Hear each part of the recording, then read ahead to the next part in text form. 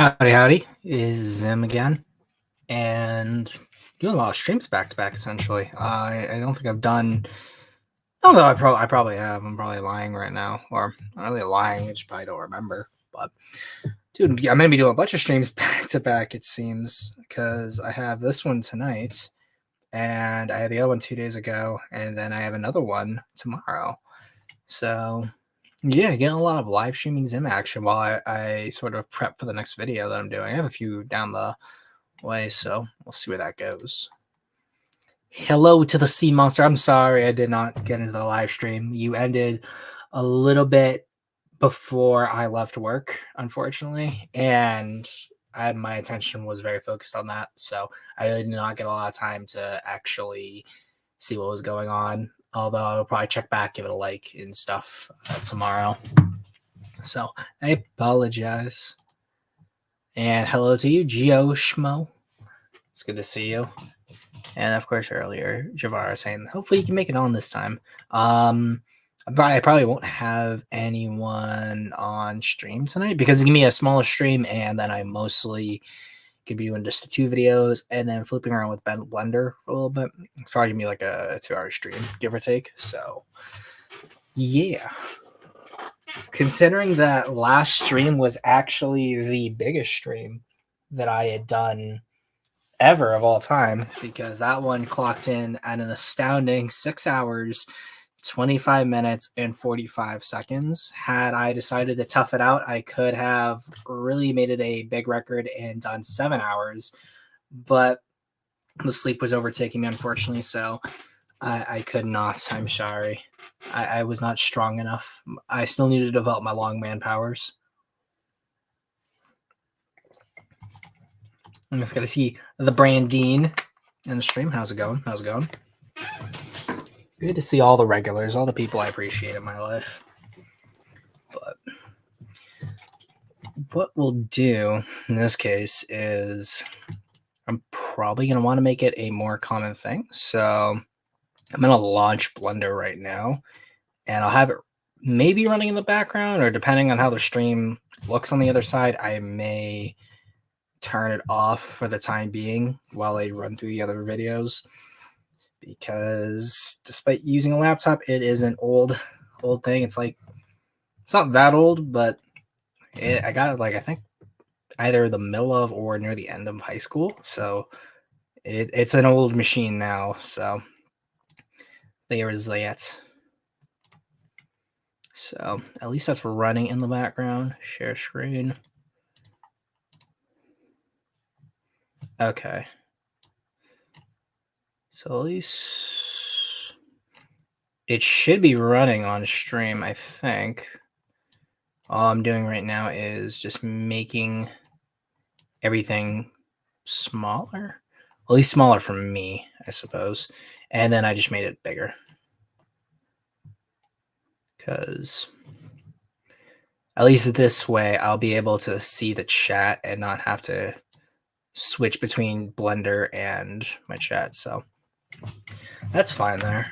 And at least tell me, someone in the chat, let me know how it's running and if there's an issue in terms of like it looks like it's flooping or I sound slow or there's any issues. That would be perfect. But yeah, so for anyone who hasn't seen the model before, this is the G-Rex model that I had commissioned, and I've had it for a few months now. I just haven't really done too much with it because I have no clue what I'm doing really with Blender. I just watched maybe halfway through a few tutorials, and I'm trying to take it a little bit more seriously. But Zolo Sido is the guy who made the model, and he does a lot of really, really cool stuff. So I recommend anyone, if they're interested in his work, like support what he's doing, give him a follow. I'll make sure in the Instagram post, I will update it and put it on my story to let people know to follow him, because as you can see, the guy knows what he's doing, especially when it comes to low poly models with like a lot of character. And I think like he really captured the design and all that. But deal with a model. It's cool to have a model, but like actually doing stuff with it is the cool thing about it. So the model's completely rigged, and then I can do fun floops with it. So I can fulfill my Gmod dreams without actually ever having had Gmod. So that's fun. And I did it. Although now it kind of just looks like he's doing a matrix right there. Oh. There we go. And it looks like Kujavara is in the stream. Hello, good sir. How you doing? Good to see you.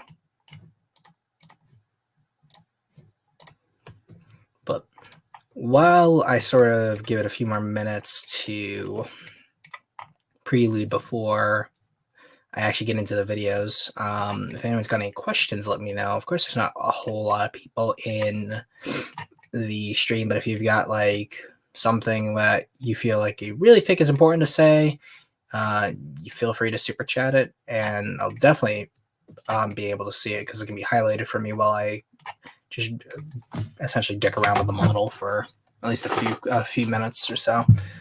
So there's the music.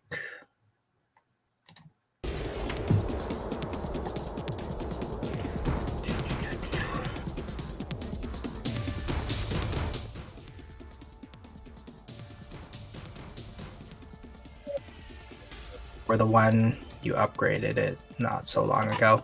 No, I do not have a Zogura model. I originally was thinking about maybe having Zogura be the first character I did a model of, but even though I always loved the original Zogura design, I always kind of felt like he was kind of missing something, and I did enjoy the retro sort of vibe I had given him. And it was very similar to this model, except obviously the spines were a lot different, heads very different, and all that. I liked what he was as a character design.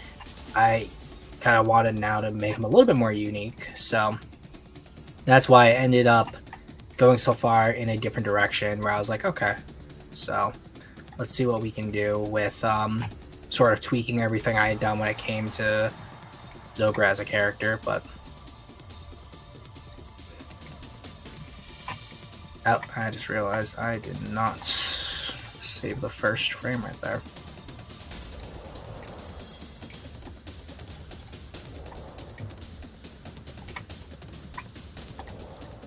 Actually, is the model even? I think the model's off balance yet. Don't save.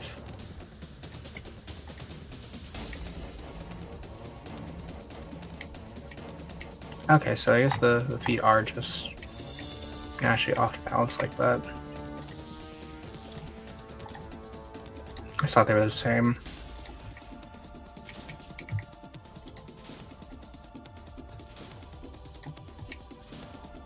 There we go.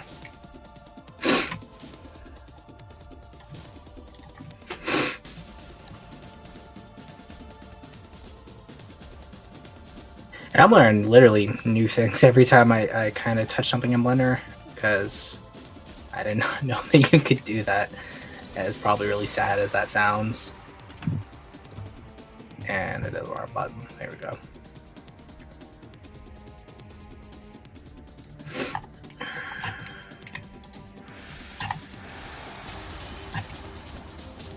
So what do I want to do?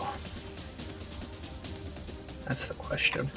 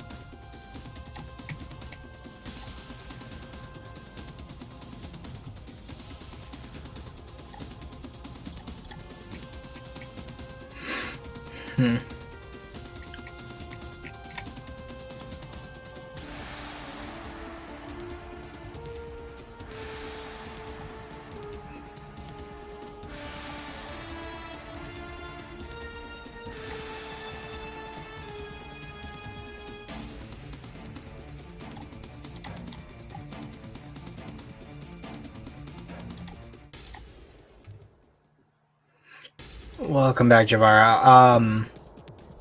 I'll say the question again since you did post it. When it came to Zogra, I don't have a Zogra model. The reason why is primarily because I wasn't necessarily happy with where I wanted that design to go. So I liked what it was for like when I had it. I just wanted to do something new after like having a design for so long. And yes, I don't have a Zogra model. It's just the G-Rex model that I do have. And yeah, I'm just flipping around with an animation for now. And probably I won't have it finished, but what I will do is I'll probably keep the program running in the meantime while I work on while I do the videos, essentially.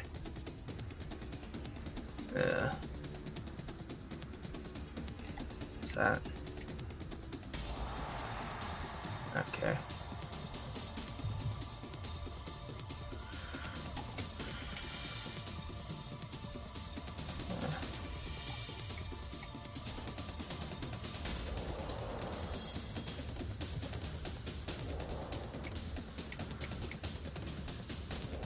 That is Allosaurus.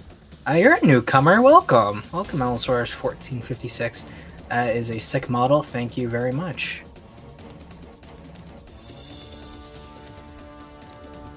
What I'll do also is, you know what? Since I'm not super busy with this, I'm gonna leave that right there. I'm gonna go and what's it called? I'm gonna show off the person who did the model so that you guys can sort of know where I got it from. So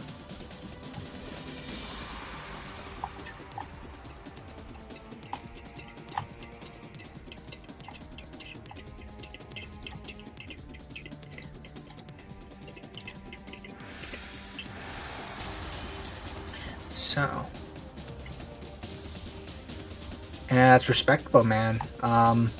Stay on the grind. Stay on the grind. It looks like you do a whole lot of like awesome stuff with the models. If you ever want to show them to me one time, let me know. Let me stop sharing real quick and presets. So this is the guy who did my model. He did some stuff on YouTube, which is where I found him, and so he posted on like a Facebook group that we're both in, and he's been doing stuff for a while, but I saw that video, and then I'd also seen this stuff right here, and I love all these retro store stuff. Like, these are all super cool. And then I remember I'd asked if to take commissions, and he was like, yep, and that's when we got to talking. And he's got this little frog man here, which I love this frog. It's so cool he's able to animate like this. And he's got one that does a frog flip, and you gotta respect the frog flip. So, obviously this is his biggest post right here. Well, the biggest, newest post that he did. And again, look at that, it's so cool. Like, if I could become half as good as him with this, I'd feel happy with myself. But there's only this many comments, so even though he's got way more followers than I do, if you're on Instagram, definitely give him a follow and just say Zim sent you from his stream. Just say hello, and yeah, I think the guy totally deserves more followers.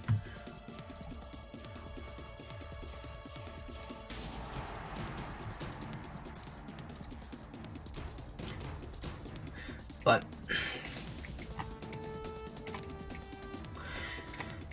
what we are going to do is actually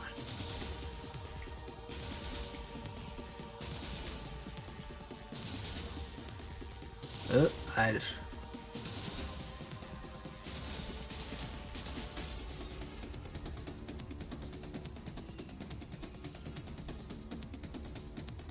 let's see.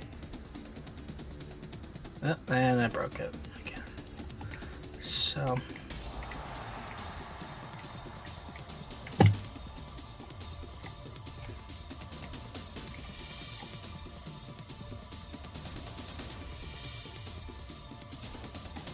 if you move them forward, so they have to move them back.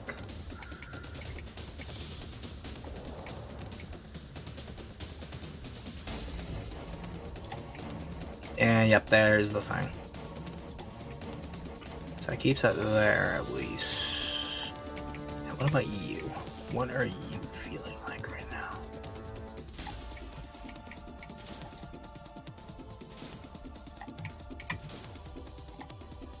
Or if I can, yeah. So.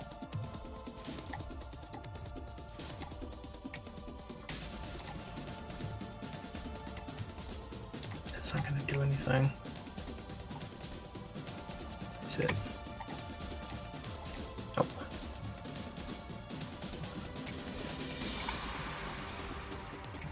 So.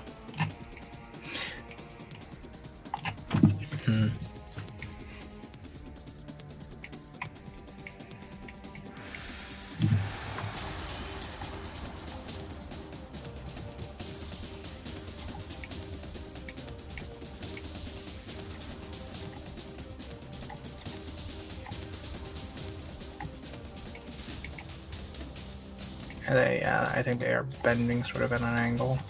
Undo.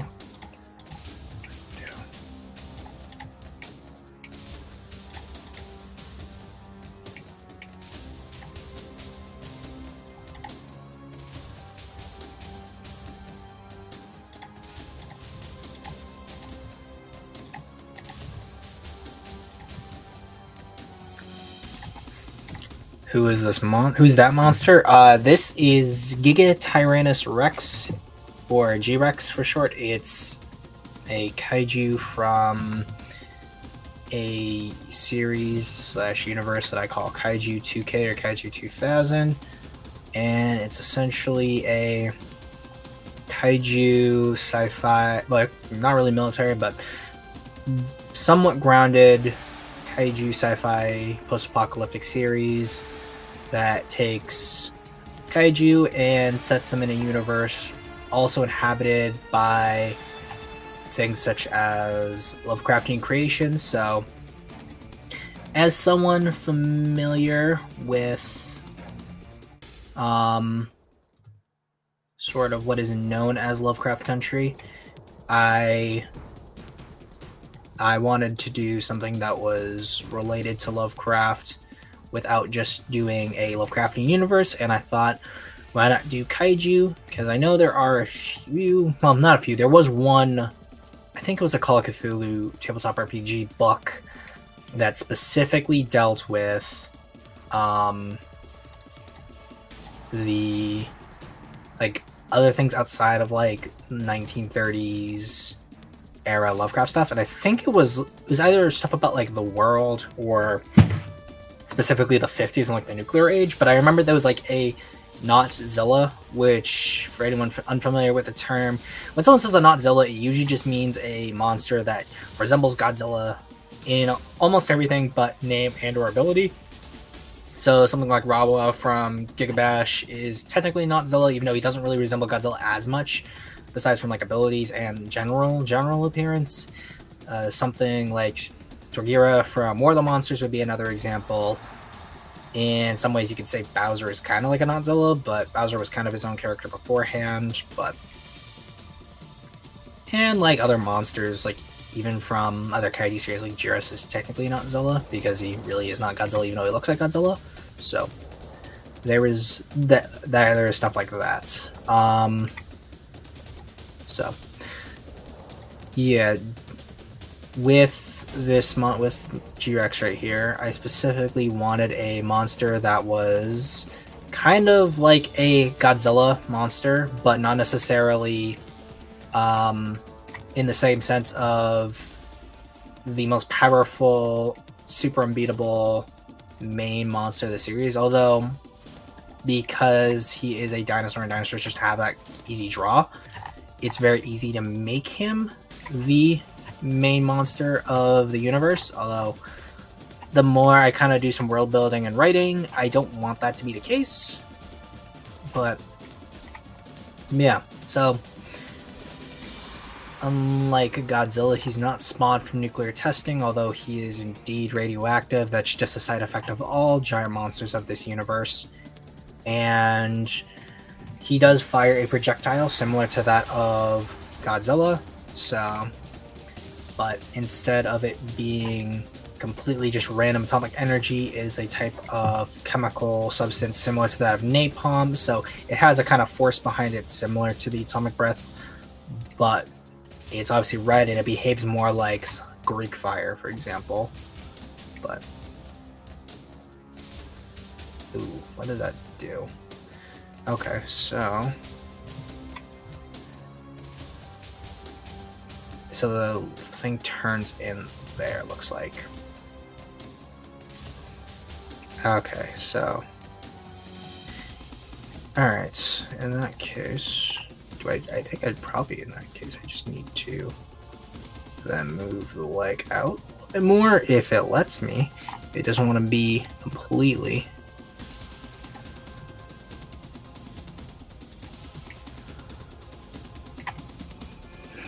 I just have to see how that looks.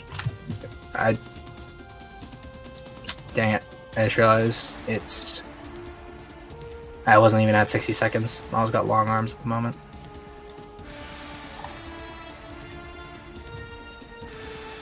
No, I do not want... There's probably some way to, like, make what you're doing just a little bit less. I think it's probably maybe a sensitivity thing. So let's see how that looks now. Okay, so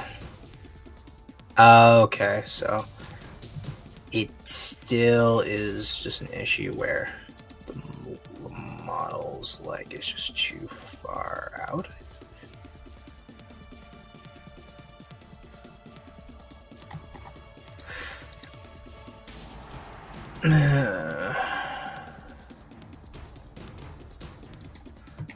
I think maybe the leg probably shouldn't move out that way. Technically, let's see. No, I think it's just... Yeah, the leg's just...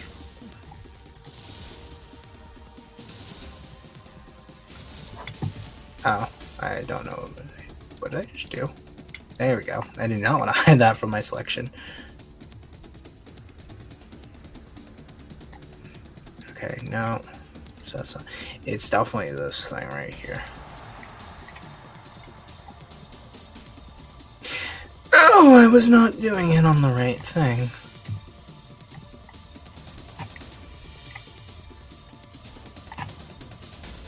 And hello, Minecraft world. I see you there.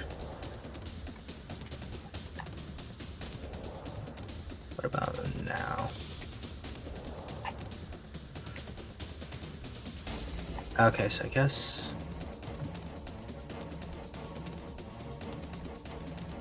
Yeah, okay. So I guess it still just needs... How about now?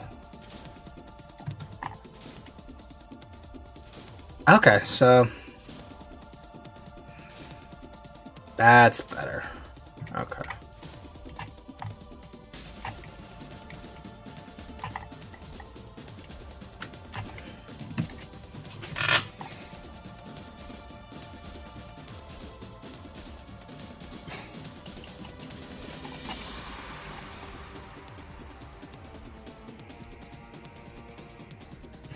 Is the stream open, Mike? No, the tomorrow stream is. The Godzilla political one is probably gonna be maybe open mic, although I am doing that with 7 videos, and I may make that a single one, although I could do an open mic. I'm going to say in this case, no, it's not open tonight just because of how late it is on my end, and I'm going to probably keep this down to 3 hours at the most. 3 hours. So, yeah. I'll bring it in for tomorrow's stream. I may start that stream earlier tomorrow because right now it's set to 8:30, I believe. And that's 8:30 Eastern time. So, if anything, I'll probably start it at like 7:30. I'll probably give it another half an hour just because I want to make sure I wake up early and do some stuff beforehand. So, other job stuff and other like business ventures that I'm working on that I'm probably gonna need to talk with other people about. So, okay, so that's better, I guess. But so what I do want to do at least is I'm gonna have to bring up in the next room because what I'm doing actually. There's probably a bunch of bloated people just being like, what the fuck is he doing? I'm working just off of from about 0 to 60. And between 0 and 60, I want 60 to be that endpoint of the animation. And between that and that, I start with the main keyframes and then I put in the extra frames afterwards at their middle points. So I have a keyframe at 0, a keyframe that's going to be at 15. If it lets me, and then another keyframe at 45. So, give me another keyframe right there, and then another main keyframe at 30. So overall, there's gonna be 5 keyframes. They're gonna show the action. So. What it does, at least for the keyframes, at least how I understand it, is that instead of keyframe to keyframe, all it's doing is just moving the model into position to get it from A to B here. But then as I add in more keyframes, the model then changes to those keyframes and then keeps moving regularly. So if the keyframe here is changed, even though I'm not going to put it here, it would jump to the keyframe and then animate on its own regularly like it is here. So that's why I'm able to get it like this without doing too much else. And it doesn't like pop between the 2 positions. So wouldn't talk that long. Well, yeah, I mean, like, since the topic tomorrow is Godzilla and politics, I'm not surprised some people probably won't want to talk too long. I know some people would probably want to talk longer. Although, given that's a topic and I'm I'm just going over 7 videos and giving my thoughts. I may only leave it open mic till the end, or I may keep it up as open in between certain videos. I could do a halfway point, kind of do what I'm doing right now, and then do it. But I still have time to do it, and I like having the open mics, but then I also kind of like just making it be my own thing and just talking to you guys and all that. So, yeah. So, what I'm going to do is just want to keep looking and seeing what the model is right here. So what I want to do at least is I can do a tail flick here. This model is moving.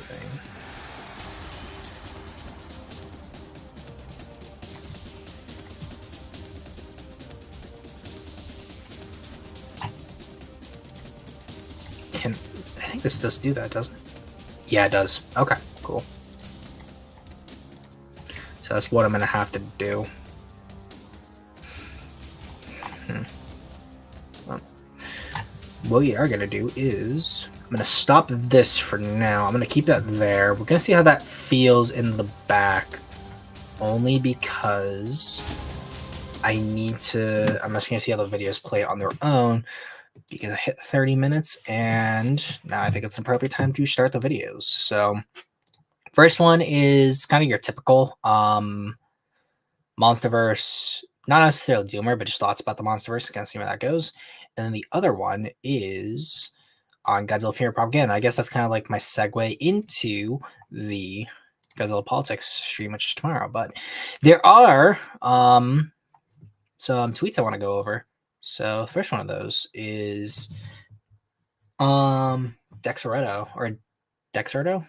I've like seen this person like post stuff before, and they're like super big in terms of like influencer streamer content.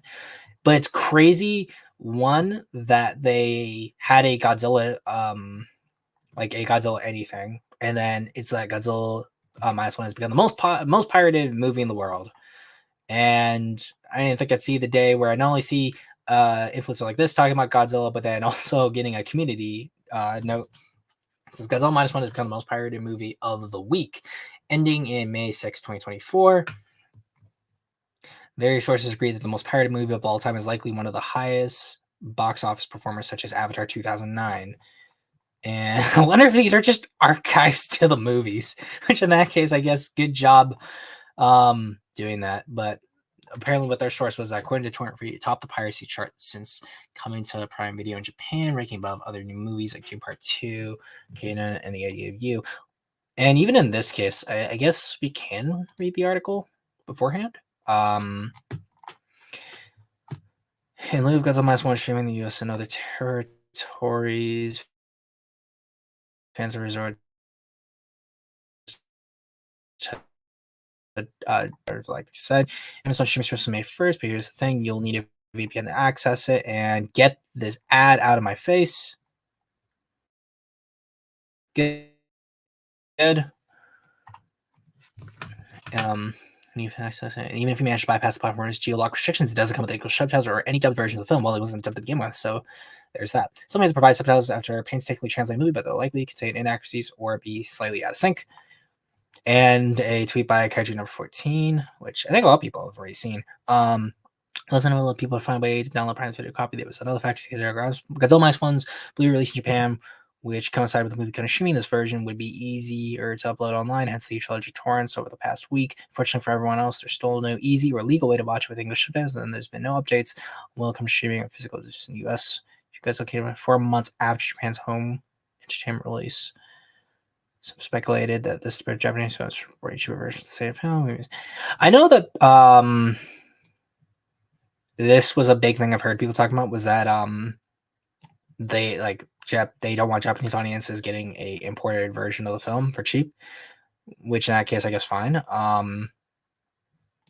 It's understandable in my opinion, and considering the fact that we already knew how long it took Shin to come to Blu-rays and all that, I'm not surprised that like most fans kind of like don't care, and they're like understandable of that, but it's mostly a lot of the normie people who have come on and watch minus one and don't really understand or don't really know that minus one is going to take a little while to come over to the US again. And a lot of these people are also probably people who never saw it in theaters to begin with, which in that case I'm like should have gone and watched it when you had the chance. It kept increasing its runtime in the US, and everyone was telling everyone to go see this movie. So hey, maybe if you went and seen it in theaters, then it probably would have gotten more like a larger box office and we'd be even happier. But we can't have nice things, and that's probably not all true, I guess. But still, it's like one of those things I even think to myself, because if I know a lot of people, like personally, I know who just did not have the time to go see minus one.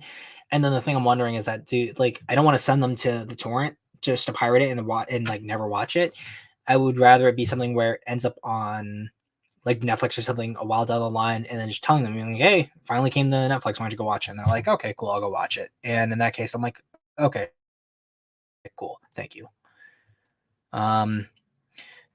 So we'll go back here. If you don't want us to pirate Godzilla minus one at Godzilla, nonetheless, buy it. Piracy numbers on this thing gonna go sky high. Already seen one place that had a throttle the downloads because so many people were rushing it.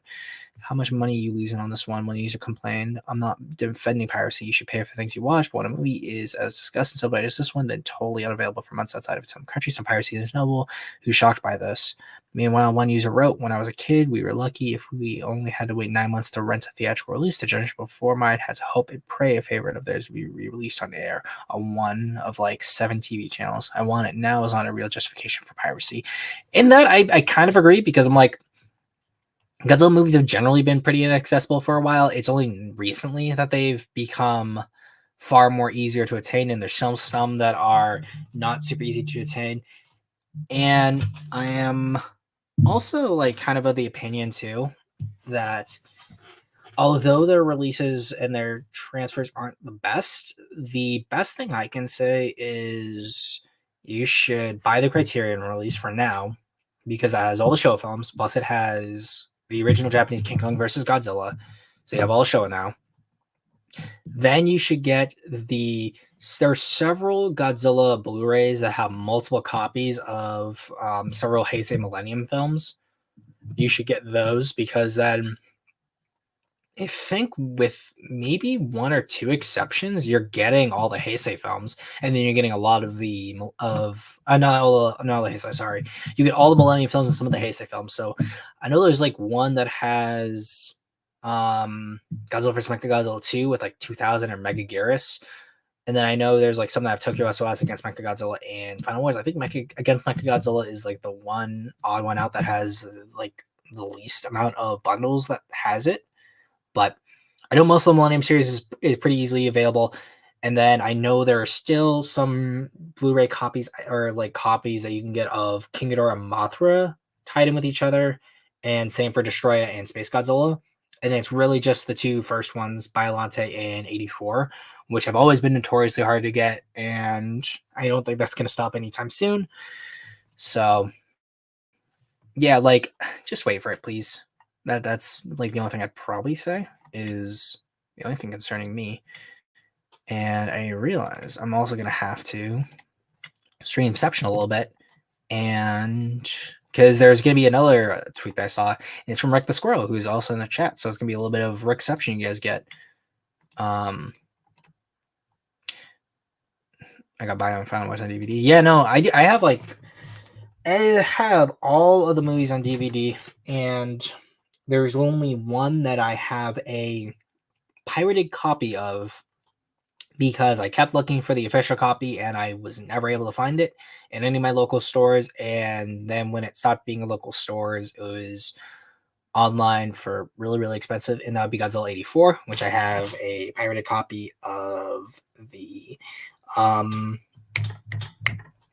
original one plus the American edit.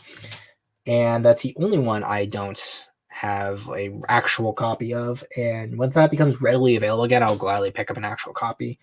I know I have 2 copies of 98. I have only outside of Godzilla vs. Space Godzilla and Godzilla vs. Destroya, which I remember we did a lot of burning of DVDs back in the day. So I gave those out to a bunch of friends because not everyone was able to find those. So I have multiple copies of those that I still have. Biollante, I had 2 copies of Biollante, but I gave one of them to Brandon, who's in the chat, because he did not have that, and it was like one of the Blu-ray copies. Because I remember I got a Blu-ray copy that contained Mega Shark versus Giant Octopus, and from there, and we also had Monster 2, I think. Let me check. Yeah, it also has Monster 2. So, and then also I have all the Godzilla 50th anniversary DVDs that came out from Sony. So that would be Sea Monster, Sonic Godzilla, Hedorah Gigan, Mecha Godzilla. So I have all of those. And then obviously all the Sony Millennium stuff as well. Yeah, sure, no problem, man. And then I have a really old ADV copy of Destroy All Monsters. And if anyone's like wondering what ADV was, that was the company that did the video releases for the Heisei Gamera trilogy. So that's pretty cool too. Yeah. And then I have like those special 50th anniversary like Toho special editions for All Monsters Attack, Terror Mechagodzilla, Mothra, Ghidorah, Astro Monster, 54 Raids Again. So those classic copies of the classic media Godzilla sets, even though Raids Again was not part of that or like original classic media set, which is interesting to say the least, but I'm neither going to say that's here nor there. But I'm happy to have it because that was another one that for a while I only had a pirated copy of because like nowhere else had it. And that was also a pirated copy of the original. It wasn't of Gigantus, although I had seen clips of Gigantus all over the place. And then obviously classic media copy of Gojira. So, and then all the DVDs, Blu-rays, yada of the new stuff. But streamception ourselves a little bit, and we'll go on to the Rick the Squirrel tweet that I saw. I was just scrolling down and I saw this here, and I think I just want to get my thoughts on this. I have not seen it, so, or more accurately, I have not actually listened to what was being said here, just a commentary that some of the people on the tweets were talking about. So make sure that it's at the beginning. I'll just tune that down just a little bit for y'all. What is cool about the Monsterverse? Each movie sort of is a different thing. Did you feel like restricted? Because I guess we had the luxury of being the first one out. So there was no like stylistic reference, like you got to be like that. But I never thought about it. But was it restrictive having to follow? No, like, not. It was stylistically? intimidating, if anything. What I love about this series of films is that it starts very grounded and real, like the original Godzilla, right? The '54 Godzilla. I hope this does not take down my stream for this. Although the quality is really bad, so I guess it may not pick it up. Please no. I guess it's sort of a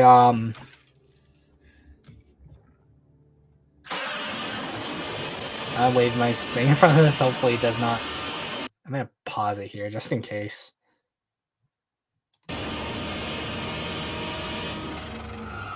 But the fun thing is that I feel like all 4 films almost take the decades of Toho films and compress them down to 4, because the Toho films started very grounded and gritty and real, and then just got psychedelic and weird by the time you get into like the 70s and beyond. And so to trace the evolution from your film into Jordan's into mine to yours, which flat out gets bizarre in all the right ways, we're to the point where we're descending into the hollow earth. Well, yeah, I mean, I remember thinking how interesting that was, that the series, because I don't think it was ever a conscious choice between any of us where we said, it should evolve in that direction, and it just kind of naturally happened that way. And like you guys really set up the characters, and then I felt like you kind of solidified sort of the reality, that kind of like the monarch, the huge bases and stuff. Because, I was going for fantasy. Well, exactly, because once you did that, I was like, well, you can't step back and go back into Gareth's movie, you know what I'm saying, with like normal tanks and stuff. Once you bring in the 3-headed dragon or the giant moth, there's no putting the genie back. No, exactly. I don't necessarily agree with Doherty's take, and I think let me go back. Let's see how far. I need to go that far. Okay, wait. And real, and then just got psychedelic and gritty. Let me go all the way. I want to catch it at 2014. But the fun thing is that I feel like all 4 films almost take the decades of Toho films and compress them down to 4, because the Toho films started very grounded and gritty and real, and then just got psychedelic and weird by the time you get into like the 70s and beyond. Yeah, it's kind of weird, I guess, but this may just come from the fact that you're dealing with people who grew up in an era where the show films were just the films everyone knew about. The Heisei films were coming out around that time, so it's not like something where they're like thinking of as part of Godzilla's general history. He just says the 70s and beyond, and like everyone remembers Godzilla from the 70s with Megalon. So because of that, you get this weird thing where you do go from what is 2014 being like 54, and then everything just kind of going out the window there. But like I would even say that at a certain point you have if we're gonna talk about eras or like films that they're closest to, you have Gareth Edwards being like Godzilla 54, although more like Godzilla Raids Again than Godzilla 54, because like it's not a Godzilla solo movie, it's Godzilla with a fighting another monster. And Raids Again is still a pretty serious film in comparison to something like King Kong versus Godzilla, or even Ghidorah the Three-Headed Monster. And then Doherty's movie, I'd say, is closest to something like Godzilla, like Destroy All Monsters, in the sense where you're dealing with it like a very big end of the world, almost international scenario out there. Even though the Mutos were an end of the world scenario, but it felt more localized. than King of the Monsters and GVK and GX. Well, GXK definitely feels more like that, and then GVK feels like more localized, probably because like the main events happen in like one city, and you only have the prelude set up in Pensacola. And since you're going from like Raids Again to Snow Monsters, you don't really get as much of like the silly growing pains of King Kong and Ghidorah and Astro Monster. With Mothra vs. Godzilla being a little bit more lighthearted, is not as lighthearted as the films that precede it and the films that come after it, I guess, in my opinion. And then you get GVK, which definitely feels like a homage, not really homage. It feels closer to King Kong versus Godzilla in that sense. And then it also feels like one of those versus films. So like a guy again, Hedorah, Megalon, and then he's the only one to come back. And like how we got Godzilla versus for like those 4 films, Hedorah, Gigan, Megalon, and Mechagodzilla, you get a Godzilla X Kong. And that makes me wonder though, is that if, and more than likely is, that Wingard is returning, that we're going to get possibly 3 to 4 Godzilla X Kong or Godzilla something Kong movies to really feel close, get that Showa era goodness there going. Although I don't necessarily feel that it's the best direction to take the character or even take the universe. But I guess that's kind of where it feels like things are going, because there seems to be more of an understanding that we are emulating Godzilla's history in that case. And then in that case, it also kind of makes it feel like Judd Volk Roberts' King Kong film, even though it is a Kong film, it is almost kind of like one of those island Godzilla films in the sense where it's very isolated because it's an island and you have that set cast of characters who don't really transfer over. And the only one who really does directly transfer over isn't identified as that same character and does not have as much of a role in later films. But I guess like maybe would have to wait more time to like people who are slightly older than me grow up, and then they're making Godzilla movies, and you have the Heisei era being what is being more directly emulated, and then cycle repeats, and you get people like myself who are growing up, who grew up in the Millennium era, and they're trying to emulate the Millennium era's history. But at least that's like what I see observation wise. It feels like as they're older, and because the Showa films are what they've grown up with the exception of Gareth, who's trying to emulate that first Godzilla feel in almost a way, are all trying to ape, or at least these 3 are trying to ape a more Showa sensibility. Even though I don't necessarily, again, don't feel that that's right for the character and what that's done, especially with Wingard's portrayal. And so to trace the evolution from your film into Jordan's into mine to yours, which flat out gets bizarre in all the right ways. You know, we're descending into the hollow earth.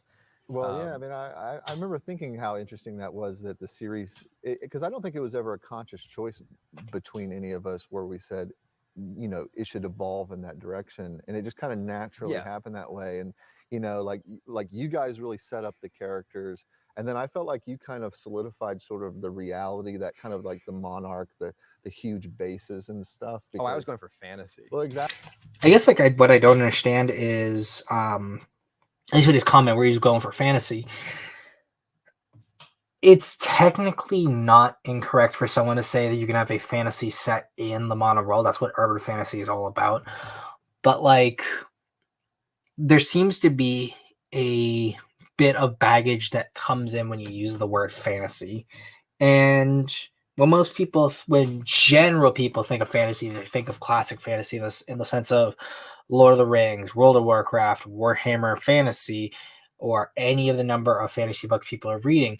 And aesthetically, that doesn't mesh with the Monsterverse or urban fantasy. When you think urban fantasy, I'm thinking of things like Supernatural, Dresden Files, and the like. But I think the problem is that the film tries, or at least all the films try to give a sci-fi feel to them. Like there's a lot of speculation and speculative biology that goes into these films. And there's nothing wrong with a more fantasy mesh to it, but I don't think they leverage that fantasy angle enough. And maybe Doherty was trying to go for that with how they do the Titan naming, what the Titans can do, where the radiation literally acts more like magic. And maybe that might be an interesting video, or at least an interesting stream topic to talk about is radiation as a magic system, understanding like whether or not it breaks its own rules or something to that effect. But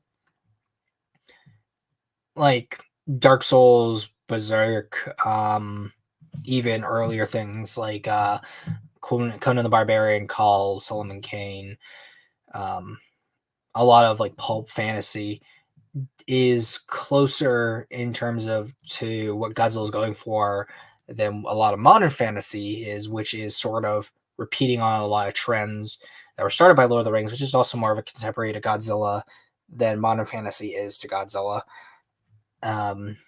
But I just wonder when people like, and also when people think of fantasy, they think of whimsical and silly. And I think that maybe that'd be something you'd want to ask like Doherty, or something I'd wonder is, what does he mean by the word fantasy? But Exactly, Yeah. because once you did that, I was like, well, you can't step back and go back into Gareth's movie, you know what I'm saying, with like normal tanks and stuff. Once you bring well, what's interesting is that besides the Argo, which is essentially just a giant spirit bomber, is everything is all mundane. You have the maser turrets, which are never used. The main transport for GT outside of the what's called the Argo is Ospreys, which are real military vehicles, and you have just regular fighters with like Monarch branding on them for Rodan. So you don't really have like this thing where you're going too far into fantasy. There's still a grounding to it that I think people don't like appreciate about Doherty's movie, at least when it comes to aesthetics. And you only really get to see the high tech stuff when you're in like big Monarch facilities. But that also is like another topic about like sci-fi / fantasy aesthetics to them and like how they design certain things. Like, I don't necessarily think the Monarch bases look bad in the later films, but I do think they straddle the line with like that modern generic sci-fi aesthetic to them that I'm not necessarily the biggest fan of. And it could be argued that the early Showa films had a classic retro sci-fi aesthetic to them, and I'd be saying the same things if I was born then that I am now. But I think because there's a greater understanding nowadays about like media consumption and just wearing your influences on your sleeve, that a lot of these aesthetics and designs don't feel as unique or authentic to their time as like the show aesthetics are, where those feel like a product of their time, whereas a lot of what's coming out these days really isn't. If that meshes with anyone, or if anyone wants to add to that. But yeah, I guess like maybe why Wingard is saying that is, let's go back a tiny bit.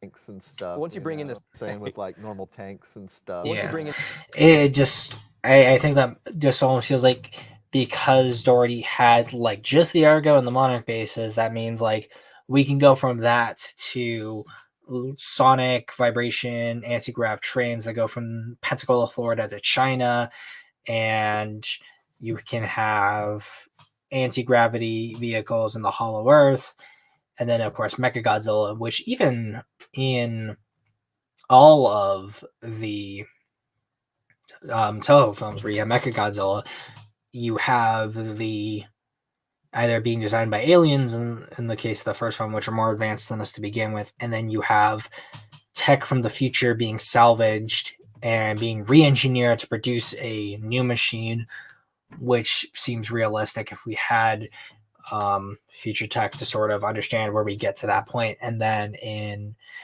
the Millennium Era, you have Mechagodzilla, which is built after years of development. And in that case, because Mechagodzilla is the first of its kind, you don't really see that weird technological shift that the Monsterverse has, which I guess is the merit of being a single film.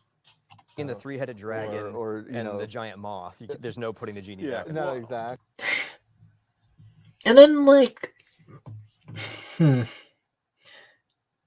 when you think about it, at least with the Heisei era, which everyone loves to talk about the Heisei era, the like the series doesn't go super off the rails and crazy between like Mecha King Ghidorah on to Destroy. Everything kind of takes a more grounded vibe and aesthetically doesn't change too much or leaps as much as it does, where Mech Bulgara is more advanced and unique and special compared to Mechagodzilla.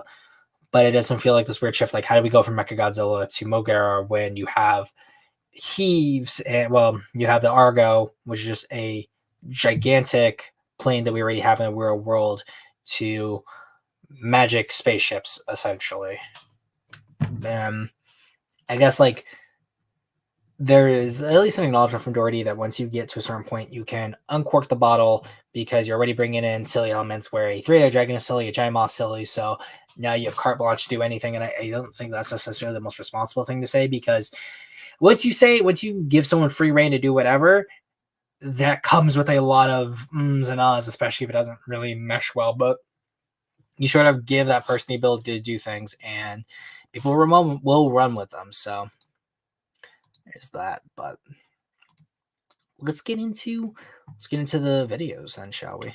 And as always, playing them, I'll do 1.7 times speed because I think there's a few points where he's talking really fast to begin with anyway. So let's begin.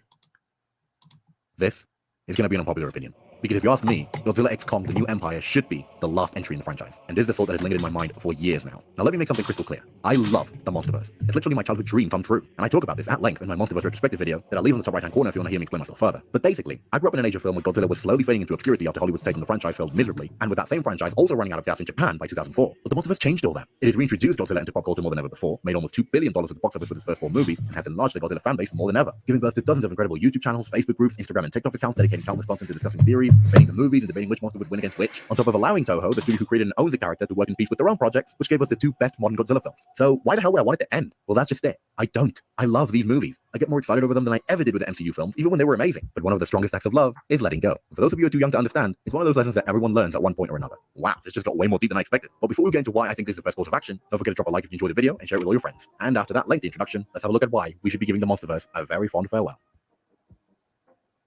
Now, if you're expecting me to come up with some revolutionary philosophical concept to justify why I think it's for the best that the new Empire closes out the franchise, then I'm sorry to disappoint you, because my logic is actually quite straightforward, and it has to do with very simple reasons. But the first one being to simply look at other franchises that overstayed their welcome, and how such decisions hurt their brands. And I think the best example by far is the Transformers franchise. It's quite simple in terms of tone, and it also relies on massive beings punching each other for the fate of the world, whilst the human characters are just there. Now, the first one was awesome, I don't care what people say, but the second one was stupid, the third one was lame, the fourth one was ridiculous, and the fifth one, I mean, you could just tell that they had stopped trying a long time ago. I know it made money, almost 5.3 billion of it in fact, if you count the ones that were not directed by Michael Bay. But do you really?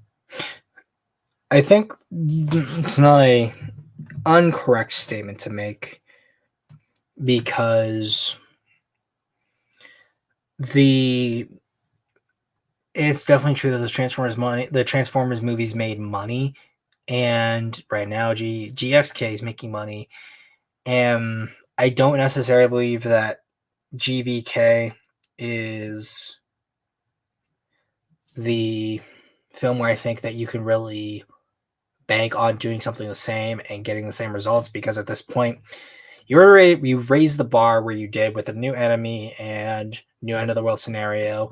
You've now solidified Kong and Godzilla having that friendship bond, team up type thing, so you can't really go back to them kind of hating each other and that grumbly buddy cop quote unquote dynamic that they were supposed to have, and essentially have these characters, like the monsters being characters, relearning the same lessons again, stopping the big bad guy, go back to the sea.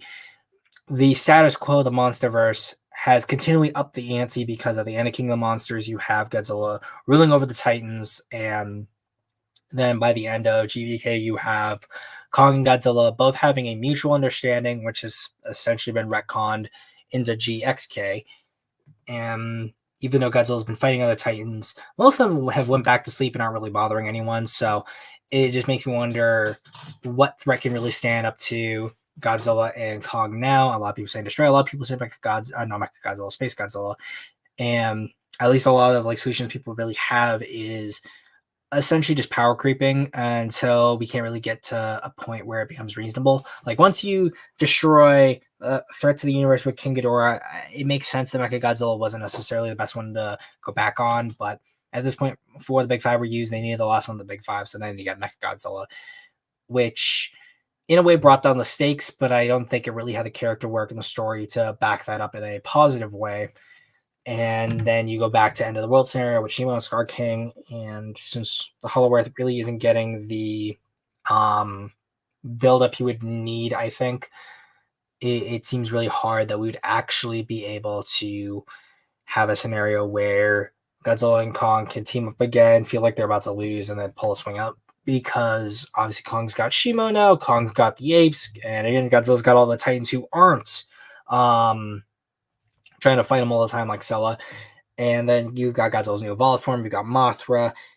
It's essentially, a lot of people will say that it's not action figures punching each other, but when the character work isn't the best, and a lot of reasons why people think the character work is good is because of the quips they're making or small nuggets of dialogue that don't really transition into full arcs or character plots. I don't really think that we're going to get the same high that we're getting here with GXK, and we're going to get a new low, even though we want to introduce this or introduce that. Can't really say that all the Transformers films were a huge hit. They weren't all a huge hit, but they still did make a lot of money, and it would be curious to see like whether or not like as a whole were they considered a success or not. I think they were, considering the fact they were able to make 5 of them before like they stopped and had to reboot. But I wonder if that has anything to do with so much resentment continuing to be built up, and at this point they were like oh, there's so much bad blood already built up in the Bayverse, so let's just end it, I guess. That could be something someone could say, but I don't know. I don't want the monsters to get silly, but that's what's popular apparently. Well, I think it's popular because there's still that general vibe that Godzilla is that silly, goofy lizard who does tail slides and shakes hands with a robot. And then you've got, oh, well, there's the original, and now I think because you have Shin Godzilla at -1, and -1 being the smash hit with the normies, that's why you're getting a lot of the video essayists. And I think what lies for the future of Godzilla is probably a serious Monsterverse from Japan, because if you get a movie that's able to do awesome writing and also has like a big monster spectacle fight, then maybe that turns heads in the sense where, oh, Godzilla can have like these big monster fights and it's not seen as silly, it's not seen as goofy, and it pulls in even like hopefully like 3/4 or even half of -1's critical success. And if it does just as good as -1 or even better, and it sweeps the awards like Shin and -1 did, then maybe that's when I see the paradigm changing. But still, at the moment, for everyone in the US who isn't a Godzilla fan, you have the general perception of Godzilla being the way he is, and people are being able to bring their kids into GXK with that knowledge and with that sentiment. And then you have -1, which the kids are also watching and probably liking, but probably liking because it's got Godzilla in it. Maybe not necessarily for the characters, but I do wonder that as they grow up, will those kids lean more towards -1, or will they lean more towards GXK? Only time will tell in that case. Really want the Monsterverse to turn into... Don't ask questions. Just consume product and then get excited for next products. Because I sure as hell don't. And those movies turned into a joke. Audiences got bored, the fans were pissed, and by the time they gave the reins of the franchise to new directors who were actually trying instead of Michael Bay, it was too little too late. I like Bumblebee, and I thought Rise of the Beast was not bad. The damage had already been done. Sure, they made money, but just like in real life, it's always best to make money whilst also keeping your dignity and earning people's respect along the way, than to lose all your dignity and become a clown in everyone's eyes just for the sake of money. And franchises who do that by overstaying their welcome are a joke. Terminator became a joke. Pirates of the Caribbean became a joke, and it's about to get even worse. Despicable Me became a joke. Ice Age became a joke. Even animation isn't safe from this. And I don't want these movies to turn into a joke as well. And whether we like it or not, they already are one to tons of people. But who the hell cares what other people who don't? Oh, wait, what's that? And I don't want these movies to turn into a joke as well. And whether we like it or not, they already are one to tons of people. That's probably, yeah, it's only 4 minutes. I never knew Cosmonaut did a Godzilla versus Kong movie. So if he's done a -1 video, it'd be interesting to see what he says, and if it ends up on one of these channels, if that's the case. People. But who the hell cares what other people who don't like Godzilla have to say? Their opinions never mattered anyway, I hear you say. Yeah, they do. They always have. Production studios that throw $150 to $200 million at a movie certainly do care. And I'm sure Disney does as well after making everyone stop caring about Star Wars by destroying it and turning it into yet another joke. But Godzilla doesn't have the luxury that a franchise like Star Wars does. Because if those guys had just sat down and thought of a story that lasted for 3 movies with a cohesive vision, without political propaganda and without actively vandalizing George Lucas' vision, that's it. That's all they had to do to make that trilogy work. The Monsterverse doesn't have such privileges. Because in 2014 it flopped, the Warner Brothers would have pulled the plug right then and there. But since it did well, they were like, okay, we don't know how to make a plan with a cohesive storyline like the Infinity Saga is doing, because our main characters can't talk, but we can set up a fight with Kong, or we need other rights. And then the next film's tone was literally all over the place with it.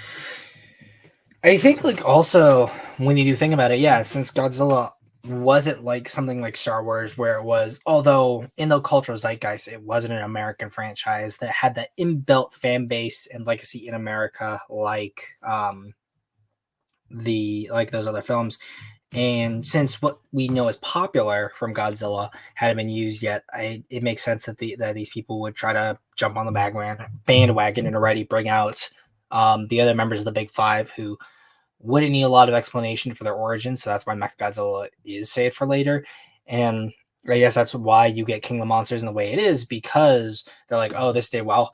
We could probably do better by introducing more things that fans like, but then also introducing non-fans to these like beloved monsters and hopefully build more hardcore fans like that. And I know Rob Etienne is a big proponent of this, where the general audiences decide a film, and that is very true. Unfortunately, normies do decide what comes out for these films, so you are unfortunately at the whims of people who aren't necessarily as invested and will only go to see these movies because they like a big dumb spectacle, and because of that, as much as like we like to talk and stuff, the voices of the normies will be heard. So it's also important on you for trying to share awareness, as it were. If you want like a more serious Godzilla coming out, then you need to convince the general audience of that. And if you can convince the general audience of that, then maybe the Monsterverse's direction will turn, because a lot of people are saying that Legendary does listen to the fans, and that's why you see all the incremental changes between all these. And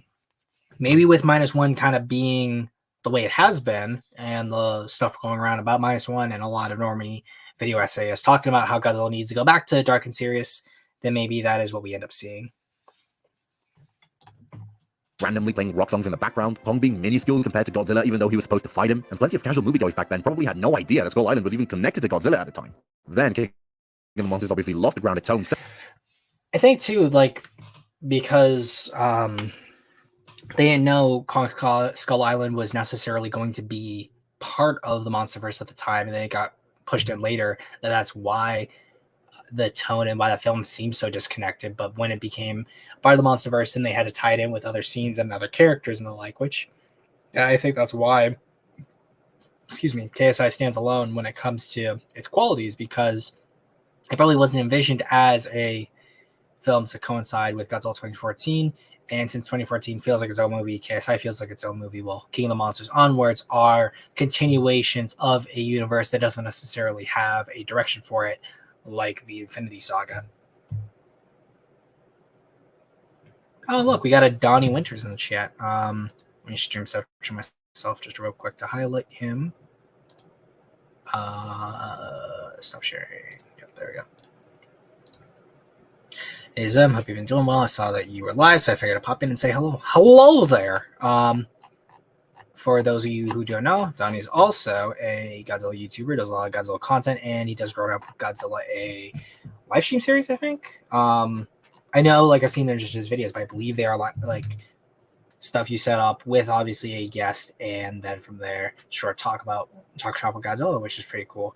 And you've got like a ton of people on for those types of things. I don't know, it's not they're live streams. I know you do a different thing with what's it called, with a guest for your co-host. It's Growing Up with Godzilla is the videos that you do. My mistake. I'm sorry, but I know Yoko Higuchi was on it. Gojira Geek was on it, and I know a few other people in the community were also on it too. But he's got a bunch of those, so definitely give him a look. It's definitely a thank you. It's been taken off there. Pre-recorded episodes. Yep. I was confusing it with your live stream series. I'm sorry, but if you guys like him, like what he does, definitely give him a sub and watch those videos. But yeah, you caught me on the second live stream of this week, which is we're gonna be doing 3. So the tomorrow one is gonna be the Godzilla political one, so that's gonna be fun.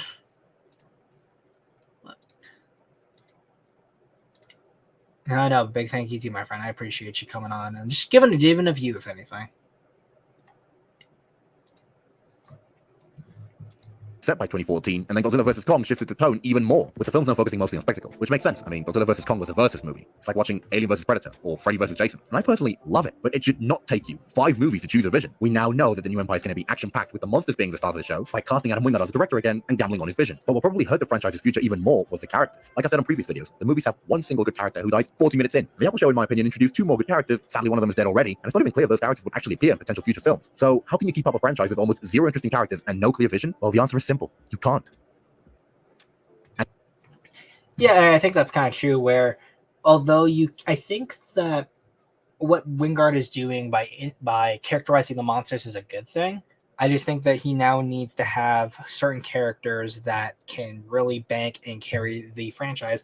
I think Gia works well as a Kong-centric character in a Kong-centric story, and I think exploring her troubles more, or like themes around her more, can work. And I think that what you see in GXK is a good baseline, but it doesn't extrapolate really into a full-on movie that can examine her character and make her have these tough decisions, when in a lot of cases you could have had her character do these things. But I think they don't know how to balance the human and monster element as well as they want to, and that's why you don't get Scar King and Shima having as much screen time as they are, and why a lot of people resonate with the definitely not the Godzilla, the Kong and Tsuko storyline, because I feel like that's the one that had the most development. And in a way, you do see the best character acting out of the monsters because of at least what they've been doing, where the monsters are the main focus, and how the dialogue they write in the script for these monsters to translate into their actions. And I think that you do get the most amount of readability for the monsters in GXK versus the other films. But you have all the baggage of 2014 up to GVK to account for with these new characterizations for the monsters that I don't think necessarily sells it as well as it probably should. And now we get to the main argument that has been inside my head since before Godzilla vs. Kong even came out. How do you sell Godzilla? Or should I say, how do you keep selling Godzilla? But once again, the answer is simple. You just wait 16 years after the previous lot was released, and 10 years after we last saw him, so you can make a modern retelling of Godzilla. Then you do the same thing with King Kong, and then you follow that up with a Godzilla movie with all the classic Toho monsters, giving them all a brand new modernized look with CGI. And then you remake King Kong vs. Godzilla almost 60 years later. You pay homage to the original fight, respect both characters' legacies, giving them both time to shine, and then you have to make them work together in the end by adding a new badass final boss. Okay, we already got Mothra, Rodan, King Ghidorah. Which one of the other famous ones is left? Oh my god, I know! You make them fight Mechagodzilla. Yeah, it's gonna be fucking awesome. And then you make a movie with them being best pals now, yes, yeah, but make it edgy, like, so they still gotta hate each other at first, but then you're gonna have them team up again, so they're like, right, okay, enough taking the piss, you get my point. And that point is, how the hell are you gonna make another movie after this one? Giant monsters aren't superheroes where you could just take a bunch that nobody knows and turn them into household names through a great script and a great director and charismatic performances. There's only so much you can do with giant monsters. They can't talk. So who are they going to bring back? Destroyer? Gigan? Space Godzilla? Nobody knows who those are. I mean, of course I do, and so do you guys watching this, but we got to remember, we're not the majority here. Everyone knows who Godzilla is, everyone knows who King Kong is, and that's it. No one knows who is Kiryu, or Biolante, or Shimo, or the Scar King. You and I are excited to see them, but we alone are not enough. Or at least not enough to keep justifying $200 million productions being made. You can't just make some Hedorah spin-off, where you tell people to give a hoot and don't pollute by telling the tragic story of the witch monster of our own making, throw a Godzilla cameo in the post-credit scene, and call it a day. You can't. This isn't Marvel, and I don't want the franchise to end with some potential future flop and everyone making fun of it by the end. How do you think the fans who read Spider-Man come? I think that's also true too, because you have to deal with the fact that since the monsters can't talk and they're also not superheroes, with superheroes, at least like you can make an excuse as to why a superhero can't be in all places at once, or they can't interact with every event, because one, they probably got their own stuff they're dealing with, or two, they literally just can't get there. With a monster, they are so big and they could travel almost anywhere that having certain monsters interact with one another in a shared universe is almost an impossibility. Even though, like, you have the Hollow Earth, because of the ability you see with Kong being able to go up and down in the Hollow Earth whenever he feels like it to a certain point, even though, like, you have it where they have to create, like, wormholes, there are other places you can directly go to Hollow Earth from the surface, and since Kong and Godzilla are buddies, Kong can spend not too much time going to these other locations in the universe to get onto the Hollow Earth to deal with Hollow Earth threats, and you do lose a little bit of that, character you can get from locations, but the only character we do get from locations isn't enough, and it's only there to really give a flair to the scenery you're fighting in, where the locations you see are less places for the characters to interact and more for, oh, we see this landmark here in the background when the monsters fight, or oh, this monster used this landmark to fight this monster with. And it's not like, for example, the Batman, where Gotham as a city has its own unique style, its own unique flair, and it is a character in its own. And even even though the Heisei films don't have the cities necessarily feeling the same way and that they're characters in and of themselves, because they were all taking place in Japan, you could tell that these were uniquely Japanese cities, and you got to spend a lot of time in them and with characters across the films because they were more focused on the characters interspersed with Godzilla action, even though those characters weren't written the best. And if 29 says Monsterverse Phase 1 is KSI caught him in GVK, well, then would 2014 be Phase 0, I guess, in this scenario? Comics and loved when Madame Web showed up and loved the episodes in the 90s TV show where she appeared feel right now. Or the poor Morbius fans. Or, think the fans and call it a day. You can't. This isn't Marvel. And I don't want the franchise to end with some potential future flop and everyone making fun of it by the end. How do you think the fans who read Spider-Man comics and loved when Madame Web showed up and loved the episodes in the 90s TV show where she appeared feel right now? Or the poor Morbius fans. I mean, I don't know about you, but you just have to know when to stop if you ask me. Otherwise, sure, you'll make money. But like I said earlier, I'll take respect over money any day. Long ago, the big franchises lived in harmony, but everything changed when the Flopbuster attacked. Now, there's obviously many different factors as to why the term Flopbuster took over since the turn of the decade. There's no time to get into it in detail unless you want the video to take another hour to get to the point. But basically, the combination of out-of-place, dishonest, entitled, and downright unethical political propaganda vandalizing every big movie from late 2015 onwards has finally taken its toll. On top of incompetent, entitled studios and executives constantly attacking, alienating, and blaming fan bases for their own idiocy, coupled with overly bloated budgets forcing projects to play their movies and stories safe and not take any risks, releasing these corporate and predictable storylines are just some of the main reasons as to why I'm very worried for the Monsterverse's future. And one of the main things that makes me adore the Monsterverse the way I do is that it's arguably the only big movie franchise out there that has almost completely steered away from this bullshit from beginning to end, and I literally couldn't be more proud or pleased about that. And if these monster movies continue to steer away from the political pandering and keep being a breath of fresh air for audiences that are tired of being lectured, then Godzilla may endure a bit longer in Hollywood. That way, the Monsterverse may stand out as simple, honest attempts to entertain people and not lecture them compared to other franchises that are up in flames at the moment. So if the Monsterverse is to continue, it must stay on this lane no matter what. And the problem is that this has taken a toll regardless of whether the Monsterverse was involved in this or not, because audiences are simply not that interested in going to the cinema anymore. Theaters took massive hits because of the pandemic when it shut them down, and the numbers aren't back to what they used to be before the pandemic. Streaming services took their customers away, and the strike last year that lasted for 6 months, or I think even longer than that, didn't help much either. So as things stand, 150, 200, or $250 million plus productions are going to continue to struggle to become huge hits. And if 2023 is anything to go by, then Godzilla X Kong sadly might be in for a tough time at the box office. Look at The Flash, Renfield, Wish, Shazam 2, The Marvels, Indiana Jones and the Fail of Destiny. You serious? Even movies with heart behind them that were actually fun, like Dungeons & Dragons, ended up underperforming. Even an original project with a ton of passion behind it and incredible visuals such as The Creator didn't fare much better. I mean, even a franchise like Mission Impossible that was supposed to be on top form couldn't keep riding the Tom Cruise high from Top Gun Maverick. And that probably put the final nail in the coffin for the movie star, because if Tom Cruise can't sell a movie by himself anymore, then probably nobody can. Plus, the start of this year hasn't been encouraging for movies, to say the least. Although I gotta say that Dune has been an incredible breath of fresh air, and it's actually owned by the same studio, Warner Brothers and Legendary, just like Godzilla is at the moment. So that can probably only help Godzilla X Kong in the long run, if I'm being honest. But you also got the fact that some idiot thought that releasing a new Ghostbusters movie a week before was a good idea. A film with a damn ice villain in it, by the way. Meaning that we're literally gonna get 2 different goddamn movies playing in cinemas at the same time with a villain freezes a beach and threatens to freeze everything. What are the f***ing chances? I guess when we're looking at this, Godzilla is popular, but Godzilla is not, like, again, Indiana Jones popular, Star Wars or Terminator popular, in the sense where you're going to have enough general audiences to come in and mostly save the film from completely flopping. But I also think that when it comes to Godzilla, you also don't have enough people to go to the cinema necessarily to keep it afloat, especially because you've already kind of blown the load with GXK, with the big monster fights, and that's what people want to see. But if the next film is just going to be that, there's going to be less people interested in going to cinema to see it again. They're going to wait until streaming. And I think that even though Godzilla X Kong is going to DVD very soon, my question is then, if we do that again, are we going to get to see GXK numbers, even though the budget's smaller, which I guess means it's going to be able to recoup the cost better? Will the returns be the same? Because if we get another movie where Godzilla and Kong fight some new monster that most general audiences aren't going to care about, will we see them go to streaming? And if the film doesn't end up on streaming, because it took a while for King of the Monsters in 2014 to even end up on Netflix, and I think 2014 is still on Netflix. I know King of the Monsters, I think, isn't anymore. And then GVK was on not Amazon Prime. It was the one that Warner Brothers, I think was it Paramount, I think? Yeah, I think it was Paramount. Like, GVK essentially still did well the pandemic, and then the pandemic numbers are still going to affect things probably. But there was still a lot of people who who just did not see GVK and probably did not see GXK and just saw this film streaming. So that's definitely another thing. Politics stuff I'll probably save for stream tomorrow, because I think that there's more points I probably want to expand more out that don't necessarily involve like what I'm seeing here.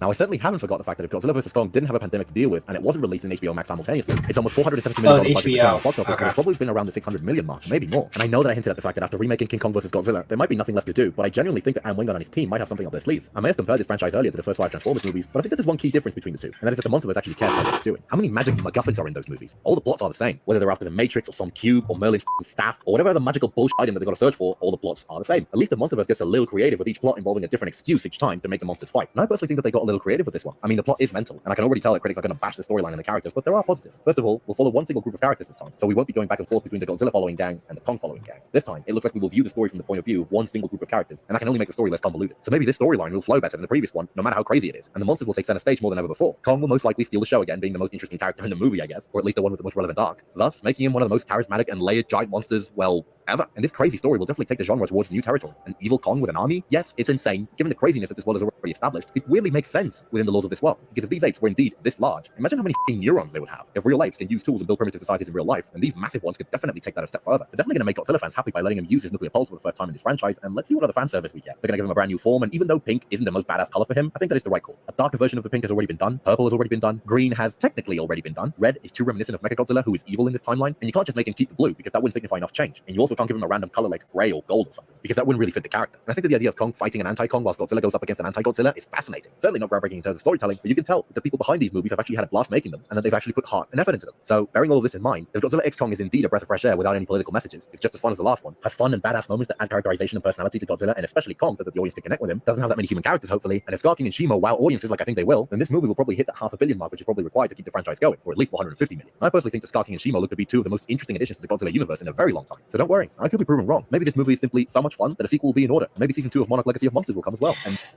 consider the fact that this is coming up before GXK, it's interesting because a lot of people did not think Scar King Shimo got the screen time they deserved because we are focusing mostly on Kong's story, not necessarily about the villains' interactions with him. And then we have the characters who, although they are toned down, especially, they are nowhere near close to like really deep, interesting characters that say are the most interesting to follow.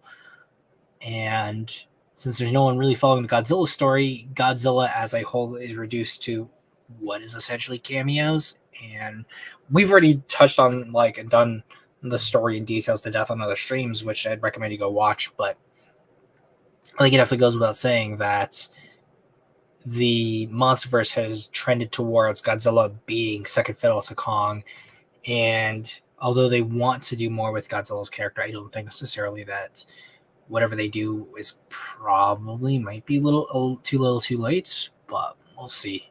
And although Monarch, I think, does more character work, I don't think the Monarch has good characters, unfortunately.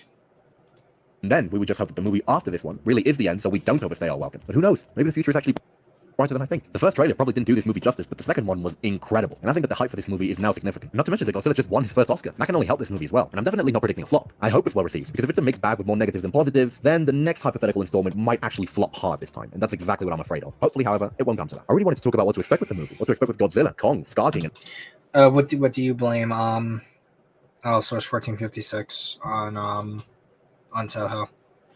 especially Shimo. I don't know why, but I somehow cannot describe my excitement with this monster. I genuinely think that it could turn into one of the coolest looking and most powerful Godzilla villains ever. But I don't want to make this video an hour long. And I know that I talked way more like a movie critic than a fan for this video, but I think that the critical approach was more necessary for this one. But just in case I didn't make myself clear at the beginning, I love the Monsterverse. I cannot wait for this movie. I hope it's the biggest box office hit of 2024, but I'm just being realistic. And if this is indeed the end of the Monsterverse, then what a journey it was. An incredible 10-year-long journey indeed, giving me dozens of moments that I could only imagine as a kid. And for that, I couldn't be more grateful. So if the franchise is going to go out, then let it go out all guns blazing. Let it go out with a bang, like I'm sure this movie will be. As always, thank you all very much for watching. Leave a like on this video if you enjoyed it, and drop me a comment letting me know if you couldn't agree or disagree more with me. Keep both eyes open for my review of this movie, my Monsterverse Retrospective Part 2, where I talk about the 2 films I missed, and for a deeper analysis of Netflix's Avatar: The Last Airbender. So stay tuned, because I certainly hope to see all of you around here very often. And for now, this is me, signing off. I think it's definitely one of the videos that I don't think is like the worst one, or like one of the worst videos that we'd actually done or covered on the channel.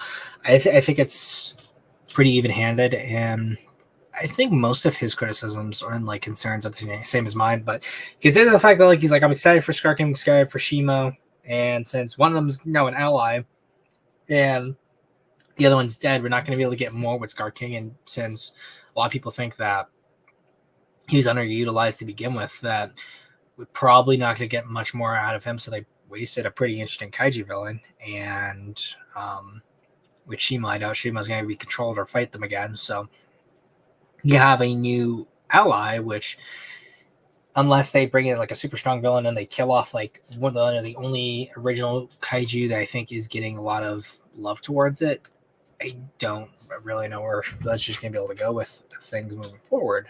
But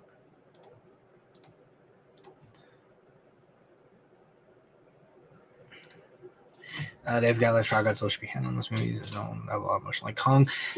That whole thing came from, I know, the COD crossover / live event they did with Godzilla. I don't know what exact we don't necessarily what the contract with Legendary is. We know what the contract with 98 is because I have that contract myself, and they don't necessarily Godzilla. They don't say Godzilla can't show emotion in that contract, but they say Godzilla needs to be taken seriously. But do you think Shima was based on Gravelclaw? I do not know what that is, so I will go take a look at it. Gravelclaw.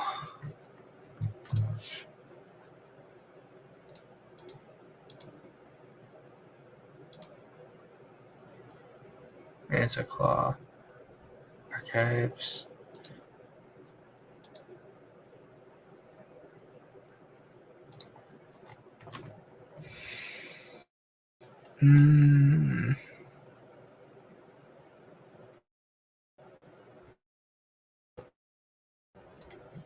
No, I'm not seeing anything. I'm not even seeing anything for that.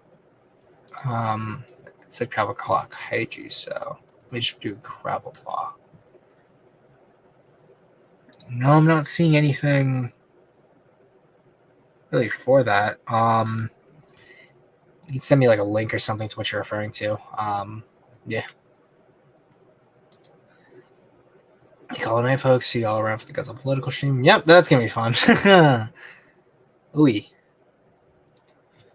But yeah, 29. If you could send me a link to what it is you're referring to there, if I can find it better, that probably would help. But let's go into the next one.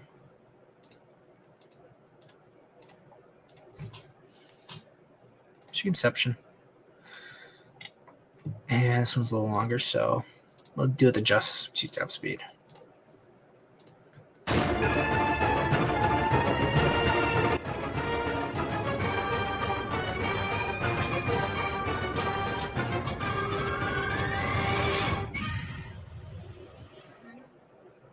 Visual imagery is a powerful thing that some could regard as a weapon. Once you show audiences a single image with no context at all, it will shape opinions, perspectives, and ideas within an instant. Something as small as this can be terrifying and used for a dangerous purpose, but it can also be used for an uplifting and hopeful purpose. This is something called propaganda. While it isn't always used wrongfully, propaganda can still be scary. Sometimes this theme can present itself without even knowing it. This is unlike many other theories. An example of one is hyperreality. Used for a dangerous single image with no context at all. Visual imagery is a powerful thing that some could regard as a weapon. Once you show audiences a single image with no context at all, it will shape opinions, perspectives, and ideas within an instant. Something as small as this can be terrifying and used for a dangerous purpose, but it can also be used for an uplifting and hopeful purpose. This is something called propaganda. I should just look up just the general meaning of propaganda. Information, especially of a biased, misleading nature, used to promote or publicize a particular cause or point of view. And obviously, we got these examples of propaganda. But the most important things of propaganda is that it's biased, can be misleading, and are used to promote a particular political cause or view. While it isn't always used wrongfully, propaganda can still be scary. Sometimes this theme can present itself without even knowing it.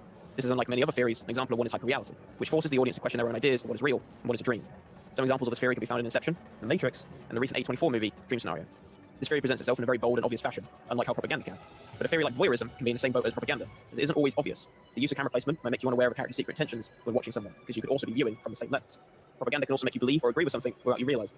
Opinions on propaganda can vary between different people, but something people can agree on is that given the right context, the imagery can be born out of pure emotion, personal experience, which is what I'll be showcasing in this video. The world would not be the same. In 1945, the Second World War was coming to a close after a 6-year conflict. Germany finally surrendered, and many countries stopped along with them, but not Japan, who continued to fight on, which would be a decision that would bring nothing but catastrophe and shape their history for years to come. Prompt and utter destruction is what Harry S. Truman threatened the Japanese government with, and it wasn't wrong. Two atomic bombs were dropped on Hiroshima and Nagasaki. The first named Little Boy, which contained an estimate between 12,000 and 15,000 tons of TNT.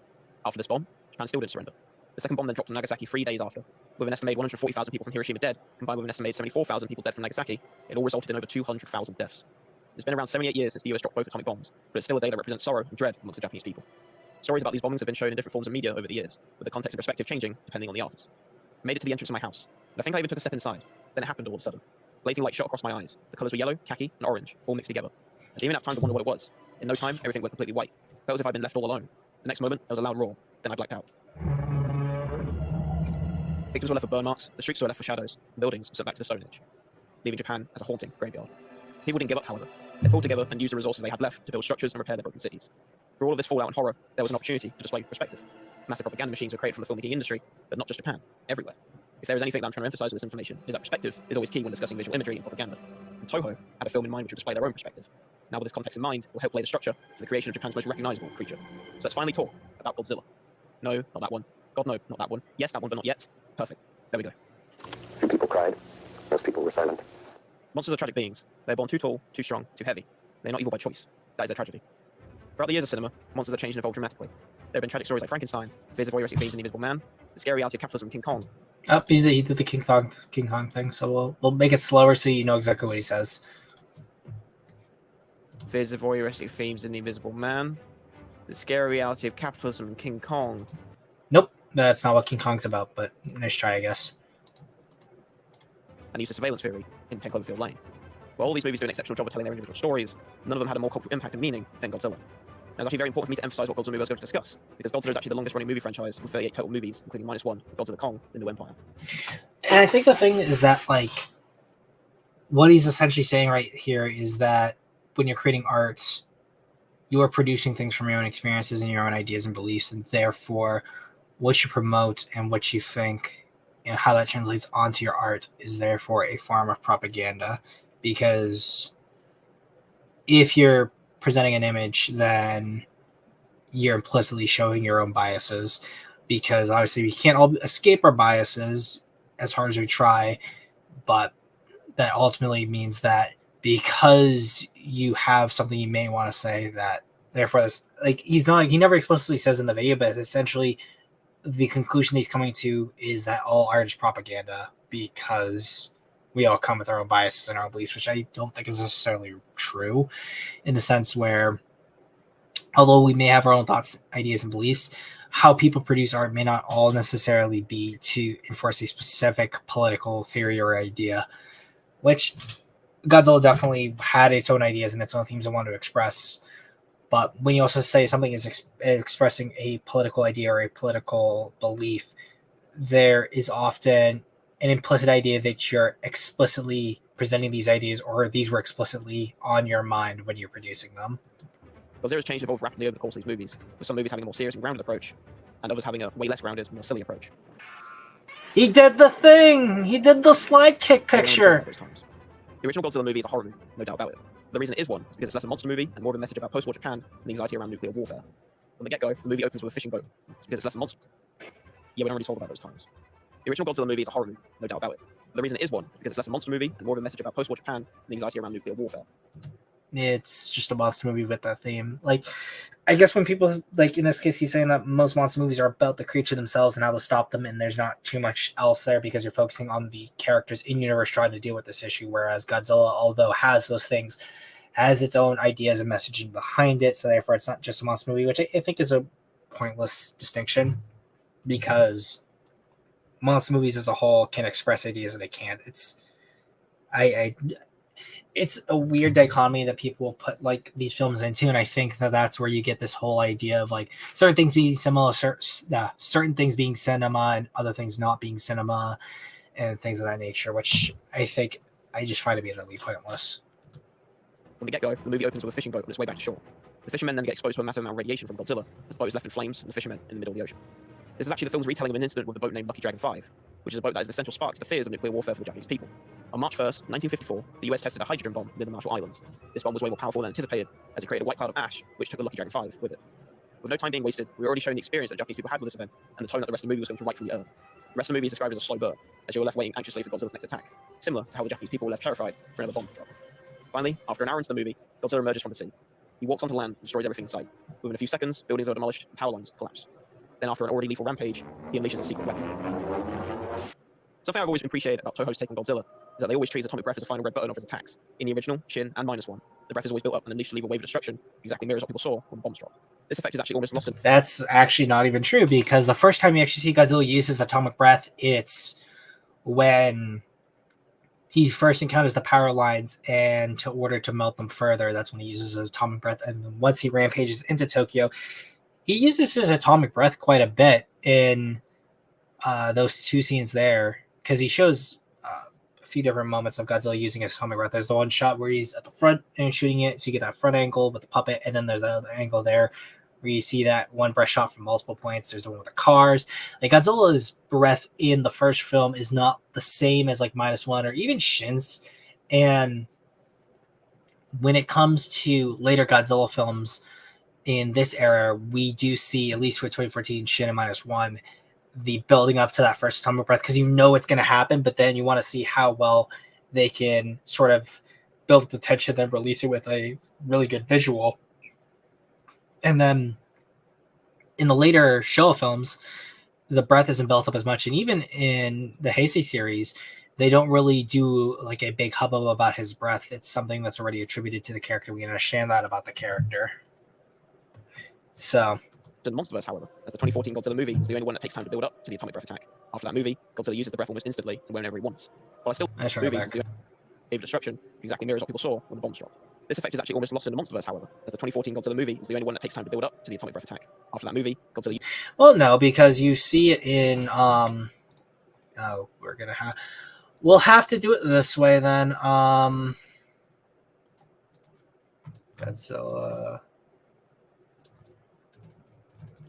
Godzilla Kadam versus Ghidorah, Ant Arctica. Because, well, let's just do it. Yeah, I think this should have it. Yeah, so we'll stop it there.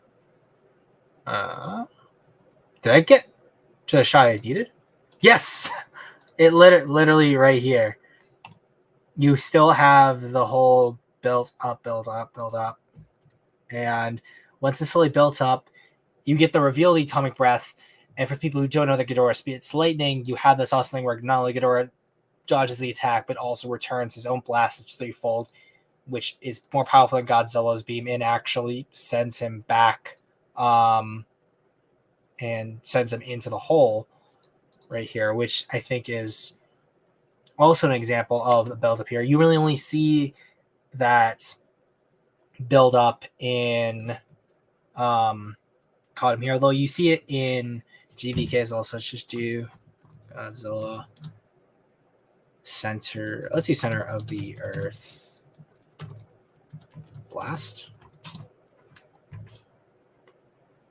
Yeah, so like you still get that build up there, and the films do save up these blasts for like those final big moments. So like big charge up, and then big spectacle, and you see that destruction there too. Although obviously the destruction is not the main focus here, so that's why like maybe you just forgot or just wasn't paying attention. But let's go back here.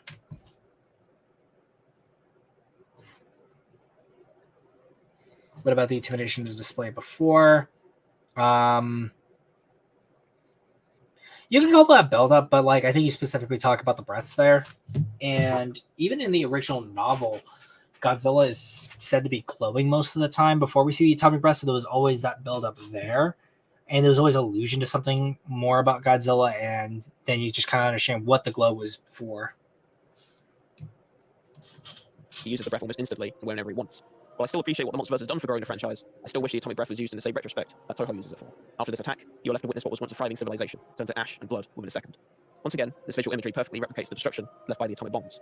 Scaling is a factor which is incredibly important in many monster movies, but in this movie it is used differently from the norm. When people think of scaling, they usually think about the size of the creature and the usage of camera angles to display how massive these creatures can be. This technique has been done many times in Godzilla movies, one of the best examples being Gareth Edwards' Godzilla movie, released in 2014. The creature is constantly compared to humans, who are standing right beside it as a way to indicate its size and structure, with some masterful close-up low angles being used. Scaling is something these movies can do incredibly well. Something like Shin Godzilla, directed by Hideki Anno and released in 2016, also uses size scaling really well, with the usage of long shots as Godzilla is seen towering over buildings in the distance, But Godzilla 1954 does scaling in a different sense. While it too displays Godzilla's size compared to buildings and objects really well, its main usage of scaling is by putting the audience in a human perspective and showcasing that while this is a monster movie, it isn't shying away from the context for its creation. After Godzilla's attack, you aren't left with Godzilla, but you're left with the people, broken families, and children grieving over the loss of their parents. Even when Godzilla is attacking, the camera leaves you with people running, hiding in fear from a monster.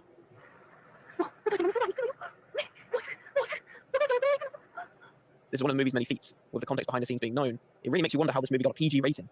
How? Now, Godzilla isn't the only character in this movie which is made to embody a real world fear. This movie has a character named Dr. Zerazawa, who heavily resembles Dr. J. Robert Oppenheimer, the father of the atomic bomb. Both of these people have created world-destroying weapons, but what makes Dr. Zerazawa different is that he hates that he has made this weapon named the Oxygen Destroyer. This depressive moral battle that he has Wait, what?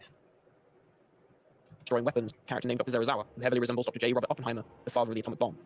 Both of these people have created world-destroying weapons, but what makes Dr. Zerazawa different is that he hates that he has made this weapon named the Oxygen Destroyer. I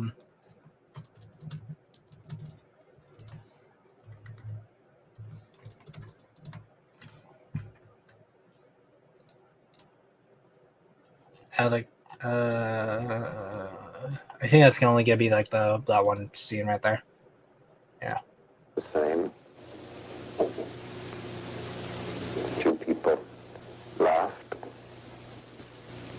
Few people cried. Most people were silent. I remembered the line from the Hindu scripture, the Bhagavad Gita. Vishnu is trying to persuade the prince that he should do his duty, and to impress him takes on his multi-armed form and says, "Now I am become death, the destroyer of worlds." I suppose we all thought that one way or another. Yeah, Oppenheimer was definitely not content with the bomb he created, so him and Serizawa also share that. This depressive moral battle that he has throughout the whole movie is what gives this movie such a heavy emotional core and makes him the greatest character out of everyone. And I don't say that lightly. At the end of the movie, Dr. Zerazawa is sent down into the depths of the ocean to meet Godzilla head-on and detonate the Oxygen Destroyer near him. Even though the Doctor had plenty of time to escape, he decided to cut the rope and stay down there with his creation. He isn't sacrificing himself to kill Godzilla, he's sacrificing himself to kill the information about his creation. He's aware of the turmoil Japan is in and doesn't want his creation to add to it. So after all of his notes have been burnt, he finally rests his force, as he knows there'll be no trace on how to obtain this weapon anymore. Once Serizawa sacrifices himself to destroy the information he possesses, the film ends with a line of dialogue, which is nothing more than haunting. While I've shown you the visual metaphors that this movie displays, I also want to show you the behind the scenes of this movie, but more precisely the love and care of one man who drew together all of his fear and hatred for war into creating this masterpiece. I remembered the line from the Hindu scripture. Shiro Honda was a young aspiring film director who was loved by the people around him. He knew very early on in life that he wanted to become a film director, but soon after he started to delve into his passion, it all went to a frightening turn. At the age of 23, he was drafted into the Japanese army, and due to his anti-warfare stance, this draft became one of the worst things that happened to him. He hadn't given up on his passion, however, as his dream of wanting to become a movie director is what pushed him through his service. A superior officer killed a young Korean today with a bayonet. I'm trying to adjust to the environment around me, but if you're a normal person in this place, you'd either kill yourself or go crazy. Luckily, he had kept saying throughout this period, he treated Chinese and Japanese soldiers alike with respect. Like I mentioned earlier, the war created a domino effect of propaganda films being created everywhere. Ishiro Honda was a director who would heavily dabble into this, and I'm not just talking about Godzilla. The Blue Pearl, released in 1951, was Ishiro Honda's first feature film, which is a love story set in the style of a documentary. This movie was very important for Ishiro's career, as it laid the groundwork for what his style of filmmaking would be. Sacrificial love, sad endings, underwater filming, and social messages, which are all consistent themes he would have in his films, with Godzilla being one of them. Speaking of which, after the success of the first Godzilla movie, Ishiro Honda had been called back to direct 7 more Godzilla sequels, such as Mothra vs. Godzilla, King Kong vs. Godzilla, Destroy All Monsters, and more. He also created 2 spin-off movies, Rodan, released in 1956, and Mothra, released in 1961, which are both great monster movies. These Godzilla movies had consistent themes of man-made horror, nuclear conflicts, humans' reaction to an unstoppable force, the West as the antagonist, and harmony with nature. Wait, what? Consistent themes of man-made horror, nuclear conflicts, humans' reaction to an unstoppable force, the West as the antagonist, The and West harmony as with nature. the West as the antagonist. I'd actually be super curious for him to actually say which one he's thinking of as the West as the antagonist, because I know a lot of people like to say that the alien invasion films are an example and critique of colonialism, when if you look at like Invasion of the Astro Monster, for example, it's very much the idea of collaboration between like Americans and the Japanese, and with Destroy All Monsters you have the entire world coming together and the idea of a united human race thriving and combating an outside threat, which is the form of aliens. And considering the fact that like we like to cite the Brotherhood of Man as one of Honda's deep themes, it's very clear that he did not hold like this deep hatred for the West or what the West had done to his country in the almost, I guess, anti-American stance that I feel like this video is trying to paint it as. Some of these themes can present themselves similarly to how the original movie did, but sequels have a trick up the sleeve which the original didn't, other monsters. While Godzilla is such a big name, Ishiro Honda found ways to create many other monsters which would pose a threat to Godzilla and themselves have a connection to real-life dangers. So think, for example, with Hedorah, who was a monster made from pollution and is meant to be a stand-in for humanity's treatment of Honda never directed that movie. polluted spaces. Some of the designs and skill sets of these monsters also display similar themes to the original, with the designs of the creatures and powers being metaphors of real-world incidents, with Ghidorah being able to control the weather, Rodan having Ghidorah couldn't do that in the original film, really. It was mostly like his meteorite interacting with it, and then once he became King Ghidorah, it was mostly just his wings causing it. He wasn't controlling the weather. That's a Condom exclusive thing. access to geothermal capability, Wait. with the designs of the creatures and powers being metaphors of real-world incidents, with Ghidorah being able to control the weather, Rodan having access to geothermal capabilities. Rodan never had that in his film either. In fact, they died because of a volcanic eruption and Fire Rodan. The only other Toho example of a Rodan having some kind of heat-based abilities was not something that Honda had directed either. So there's that. It's a Condom exclusive thing. And Biolante controlling plant life. That was also not directed by Honda, and Biolante can't control plants either. Now, while all these abilities have changed over the course of many films, there's no denying the footprint Ishiro Honda has left with all these new creatures, and it's all because of what his Godzilla design stands for, which is something I'd like to explain further. Takes on his multi-armed form and says, Ooh, the Eldritch Horror. Godzilla had been like a dinosaur or some other animal who had been killed by just one cannonball. But if he were equal to an atomic bomb, we wouldn't know what to do. So I took the characteristics of an atomic bomb and applied them to Godzilla. Godzilla's design has changed a ton, even from the original concept, as it was originally proposed for him to be a giant octopus-like being, but Toho insisted on giving him a more prehistoric look. That wasn't, it was the octopus idea that Tsuburaya had that was melded with the idea of Project G, which then became Godzilla. Godzilla wasn't always envisioned to be an octopus-like creature. And I'm glad they did. One disturbing fact about his design, however, is that the skin is meant to represent burn marks left from the victims of the bombings.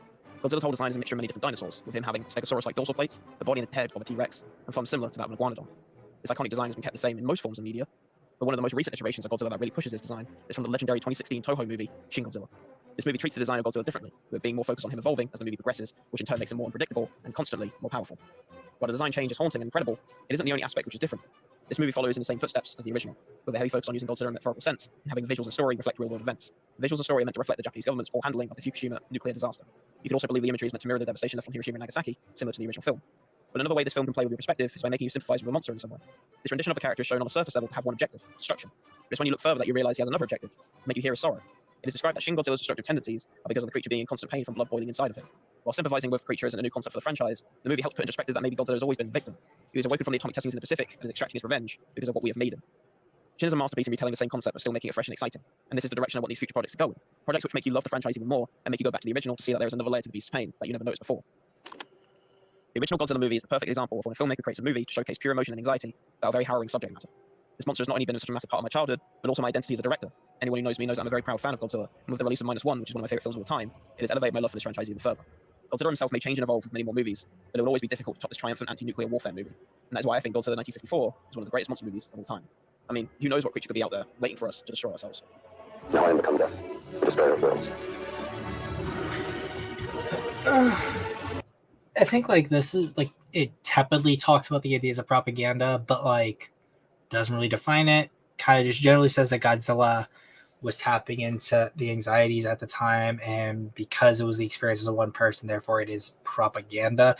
But like, I guess for a lot of people, they wonder where's that line between someone makes an art with a statement or a theme versus like overt political propaganda. And I think although it could be said that these themes were expressed by people who were anti-nuclear activists, I wouldn't go so far as to say that these are propaganda pieces, because they aren't about explicit events and they aren't trying to pull as many direct parallels as most propaganda films are, but more or less it is tapping on excuse me, in the anxieties of the people that were living at the time and therefore able to process a lot of bad things going on in a more digestible format through a monster film. And since Japan became more successful and more prosperous, that's where you do get to see Godzilla turn from a villain to a hero, because where Japan is at the time. And I think once you see Terra Mecha Godzilla end and Godzilla 84 begin, you see Godzilla no longer as representing what Japan's feeling at the time and more what people remember Godzilla as or wanted Godzilla to be. And that's why you see him go back to his roots. And instead of Godzilla necessarily reflecting what is going on with Japan at the time, I think it's more Godzilla reflecting, or Godzilla being in a city and in a world that is more reflective of Japan at the time. So it's less Godzilla represents Japan, more Japan represents Japan in the Heisei films, which is why I think, like, at least visually, the Heisei cities in the time of Japan is just so unique because of that, where you get to see all these like booming Japanese metropolises at a time when Japan was at its most prosperous. And once Godzilla comes and tears everything down, you still get to indulge in that horror and those anxieties. But because they are less of a threat, and although the Cold War could have turned hot, they don't carry that same kind of general tension and anxieties, probably because of the fact that since although a Cold War is still not something you want to live in, it doesn't carry with it the same weight that living right after you just hit with like one of the most destructive weapons of all time brings with you. But that's just me.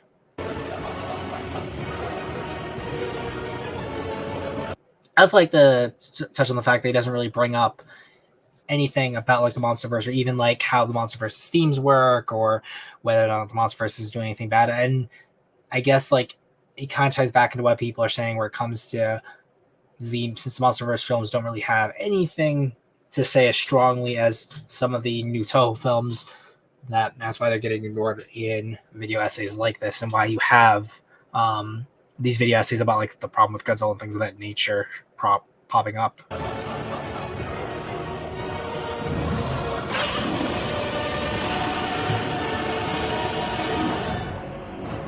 And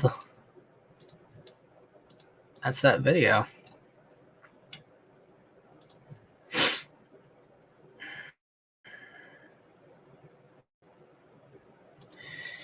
Do you think these anti-video essayists are Marxist? No, and I don't like to attribute labels unless I can like overtly prove that.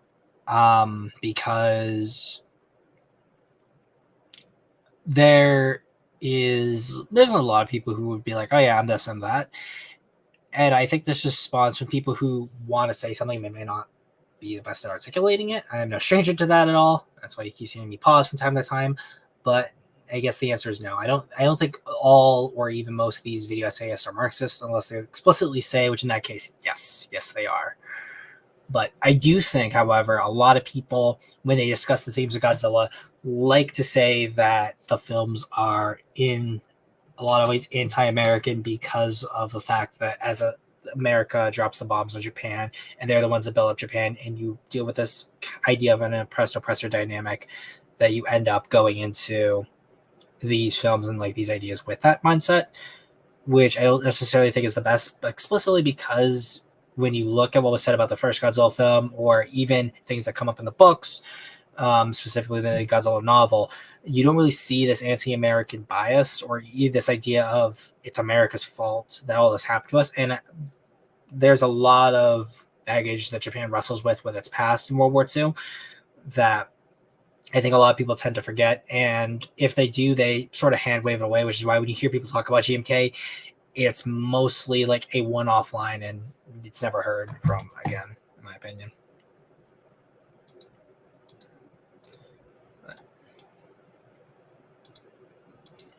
So coming up on almost 2 hours. So what I think I'll do is I can end the stream in about 2 hours, but I'll just work on some all the time in between. If anyone's got any questions, feel free to ask me.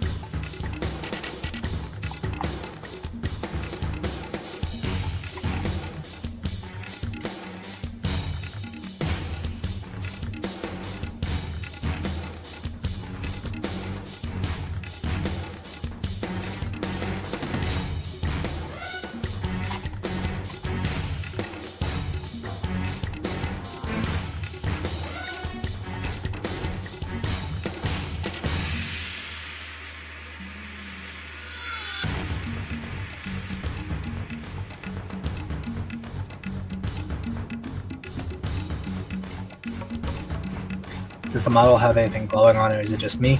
No, there's nothing. There should be nothing glowing on it, unless you're talking about like the certain bones being a different color. But no.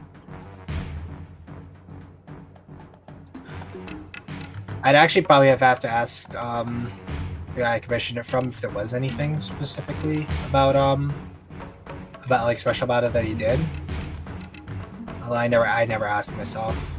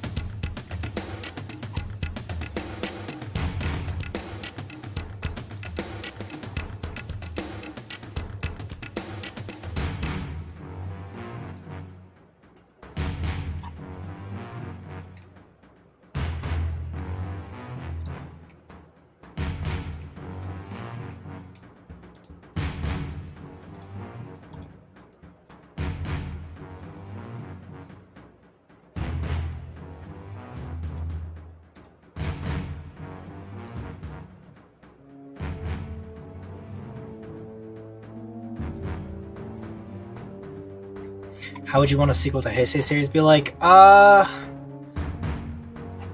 It's like one of those things where I think that you could have a sequel to the Heisei series work in the sense that because you're dealing with a Godzilla that is more friendlier with humans, you could do like a Godzilla series type route. That could work. Where they're more threats to the earth and Godzilla just kind of has to deal with them. You could do like a TV series would be pretty good. So that's what I'd say. It's pretty good with the Heisei series. Although, considering the fact that like G-Force is so much more advanced by the end with Destroya, it's like one of those things where you could have a lot more done. Like they return to the idea of cadmium being a thing. You bring back more of the Super X's, bring back like have a new Super X. It's like there's just a lot that you could do.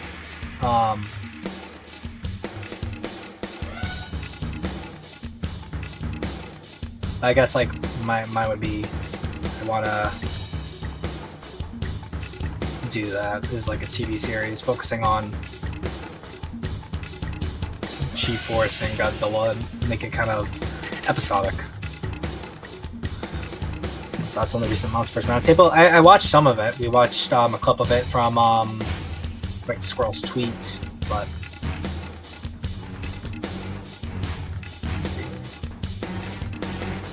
do you think there should be a new Godzilla game? Yeah, I think there should be a new Godzilla game.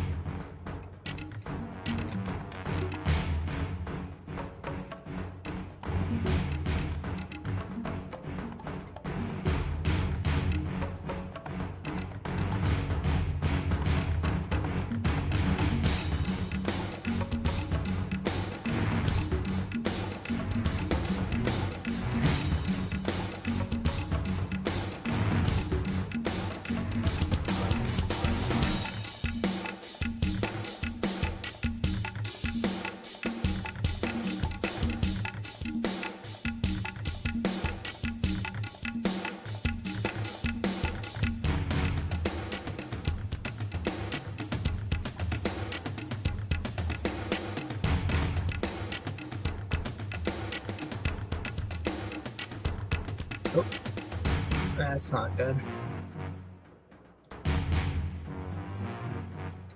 I think I probably just, yeah, I think the anatomy's not going to work well on that, because how far did I put that in?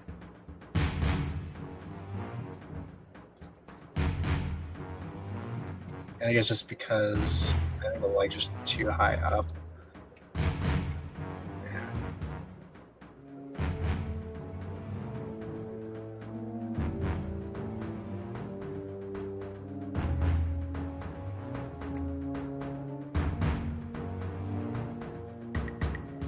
Yeah, I think it's, you know, what I want to do is want to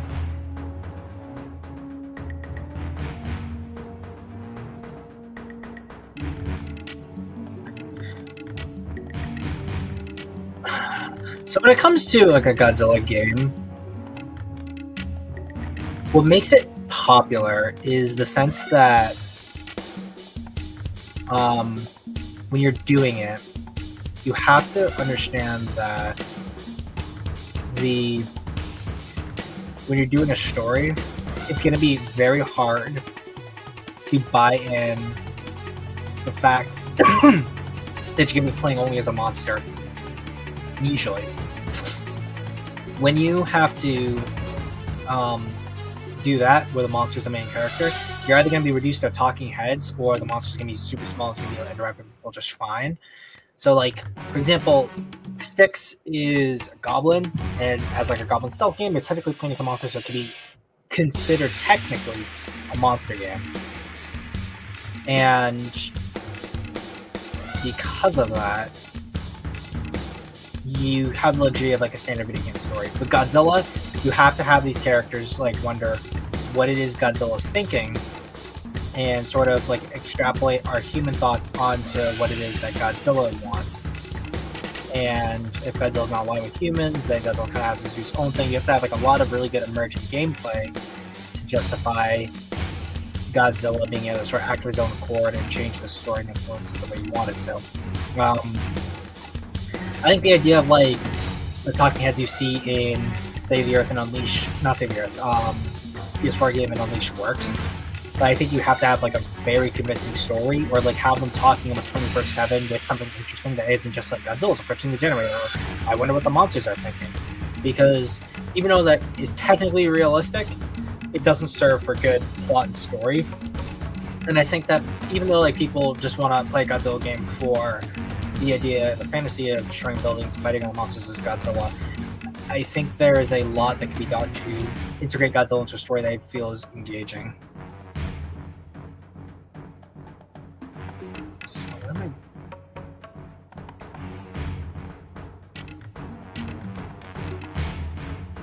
So maybe it is...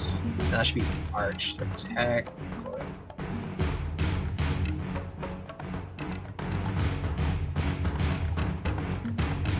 Okay.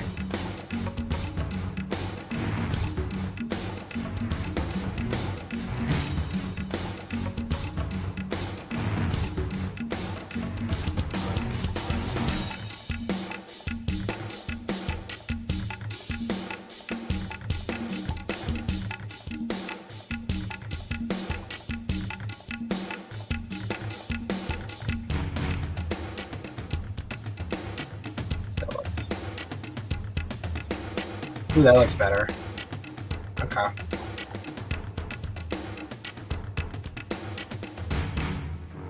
So I think there's still like that issue right there. Yay. Wait.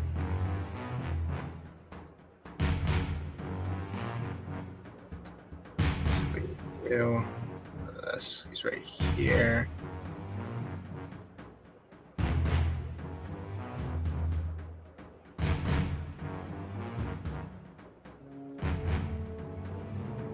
It's that transition there that's weird. So, what I need to do is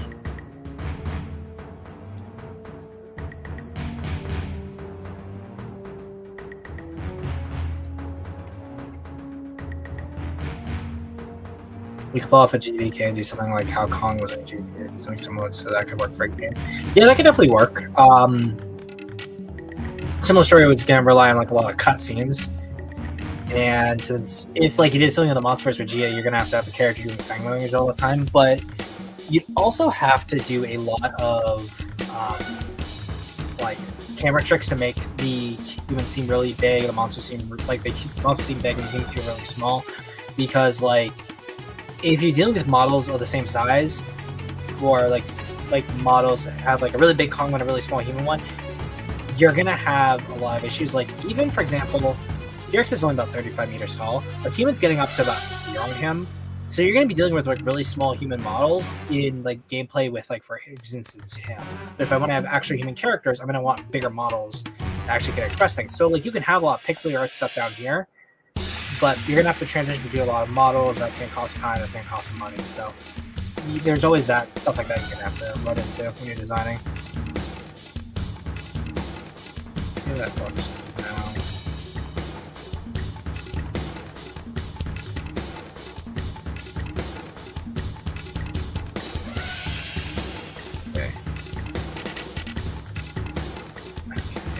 If I do this.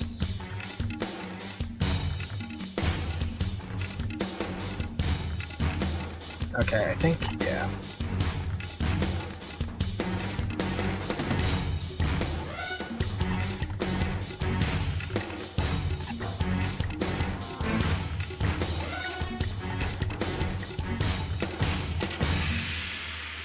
Nope, no, that's not the one I wanted to do. That's not the one I wanted to do.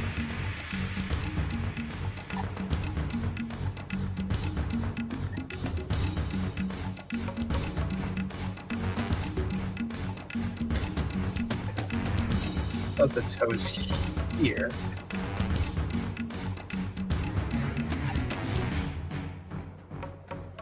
Save that there. Let's see.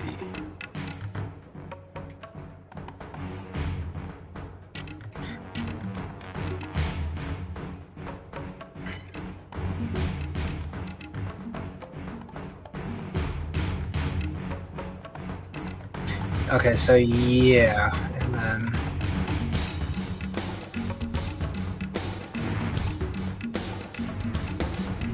so that's fine. It's the matter of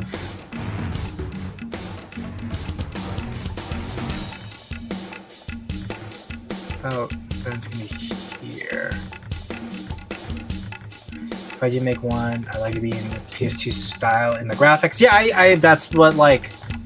If I want to make a kaiju game or like a monster game, I would love like a similar era of graphics because it's the graphics I grew up with. So I'm super nostalgic for that. Okay, so I think probably what I want to do is a head bop back. So the X back here.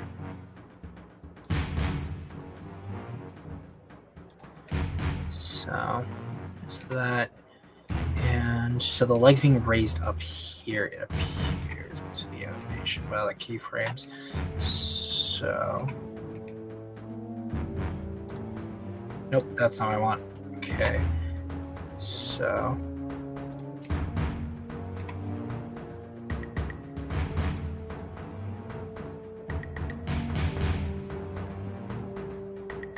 that's kind of what I want.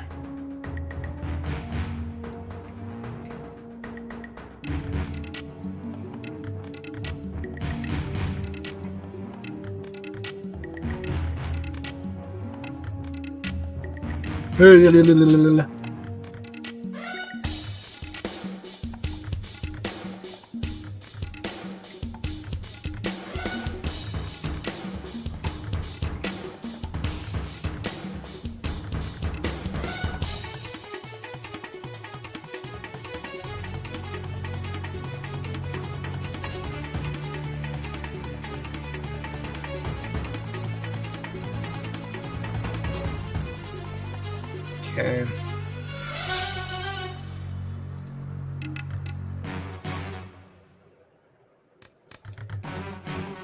Okay, and there's got that. So what I do is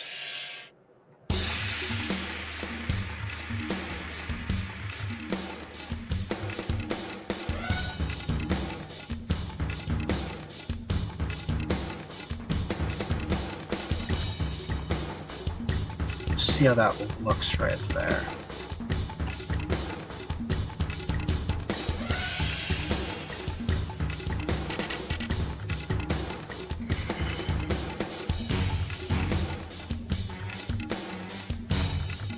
Okay, so that looks a little bit better.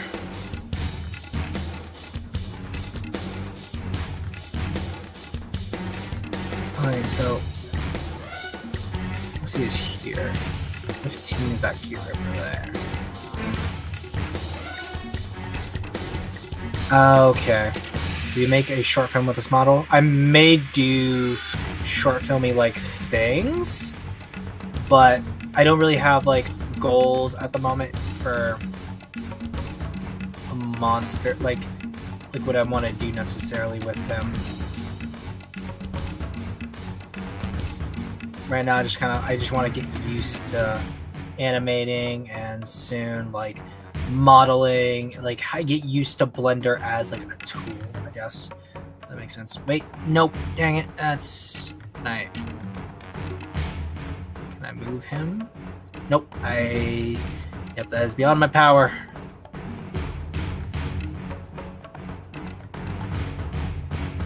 Yeah, so I want to make that at.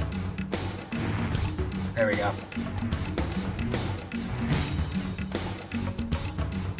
Nope, I don't want that either because that's the full model.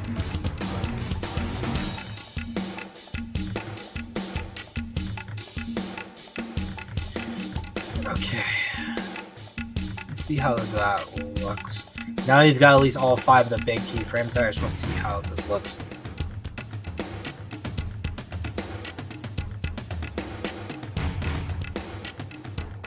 Ooh, super chat. The almighty Oreo, or she says,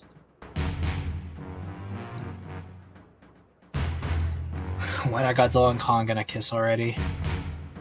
That I do not have the answer for that, unfortunately. Probably it's gonna be the next film when Wingard finally decides to give the GXK shippers what they asked for.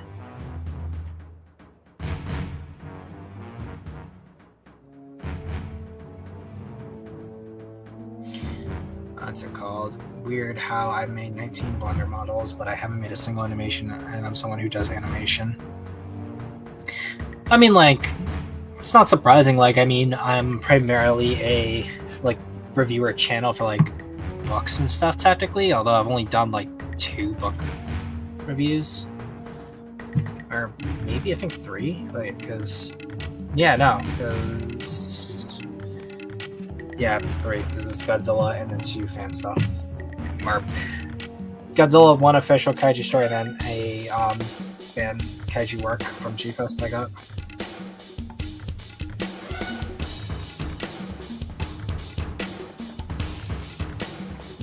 Okay. That's looking a little bit better. Because it's... I think this is one thing that Brayden had talked to, because I showed him an earlier thing I was doing. So, essentially, to make the head essentially be the thing you start at and have it be the animation. So, by having the head there, you sort of leading the animation into it. So I have notch back, shoot forward, and roar. And since I'm not doing as many motions here with arms, they feel a little bit more natural. I think the tail that's still kind of stiff. Because obviously the legs are what I'm doing the most work with. So they're going to be the ones that feel just the most... Like the ones that I'm focusing on the most.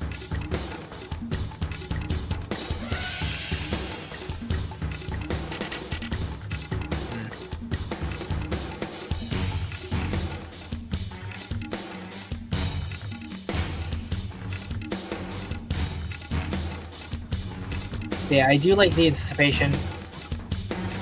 One thing I'm just thinking about is that if I can make that better, though, that's the question.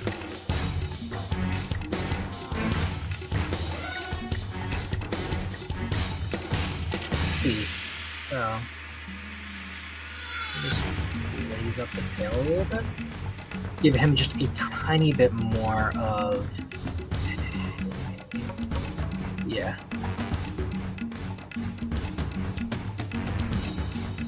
I agree with that, so I just want to see how that looks.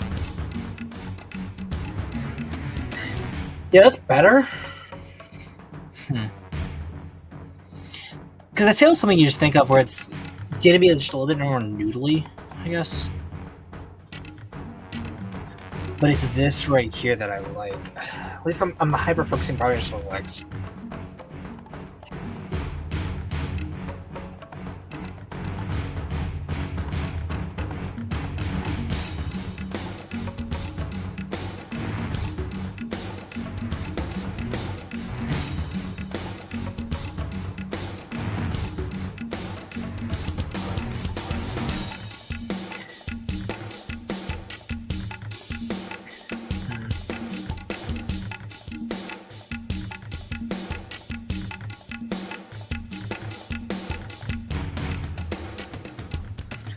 Too is that here.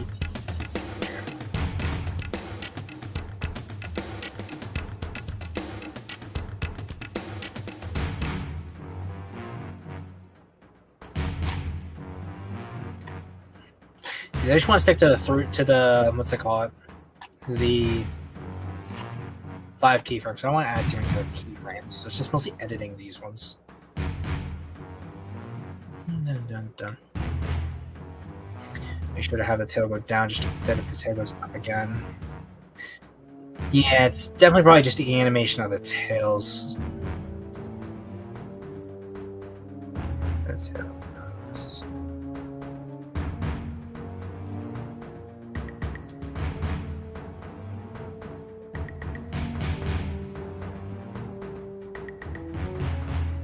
Good 2.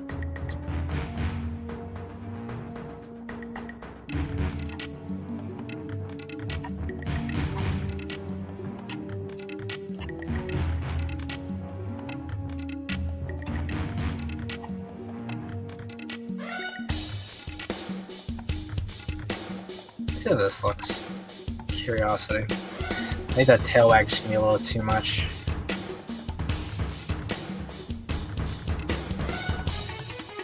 Yeah.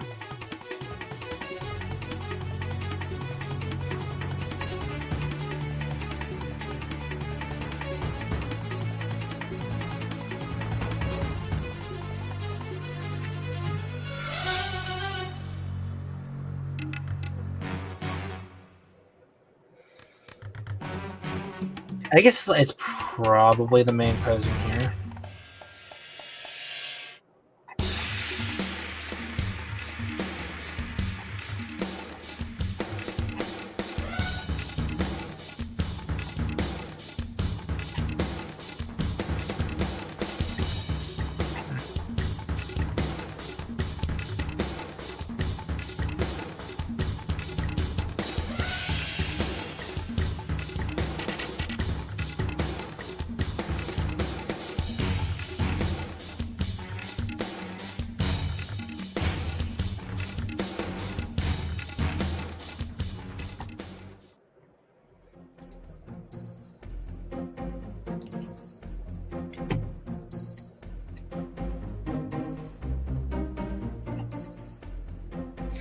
I could just see it. Wait.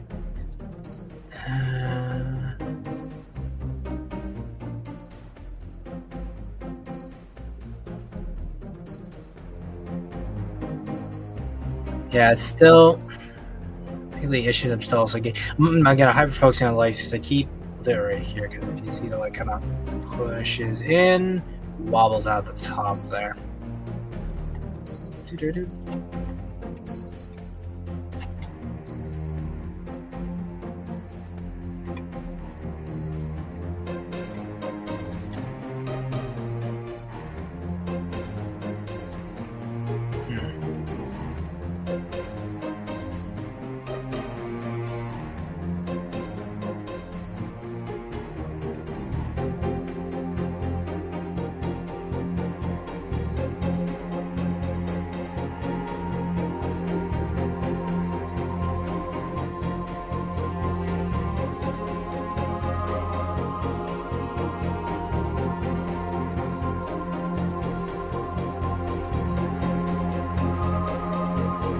Yeah, so with the lurch back there.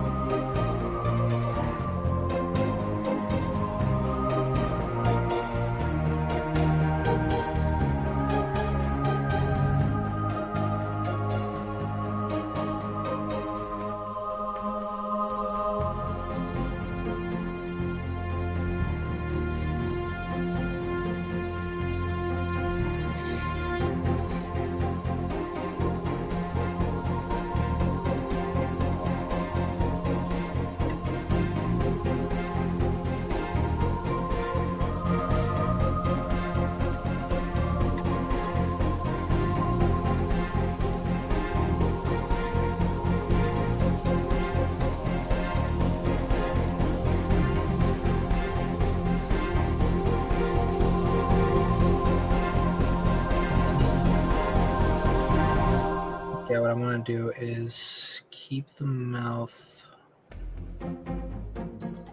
closed.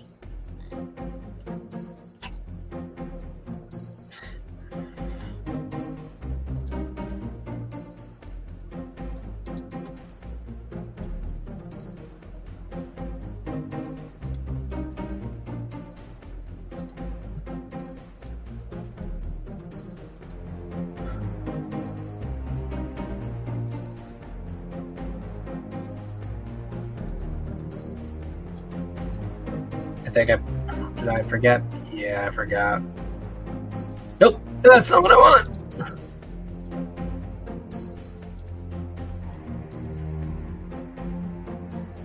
So if I do this again,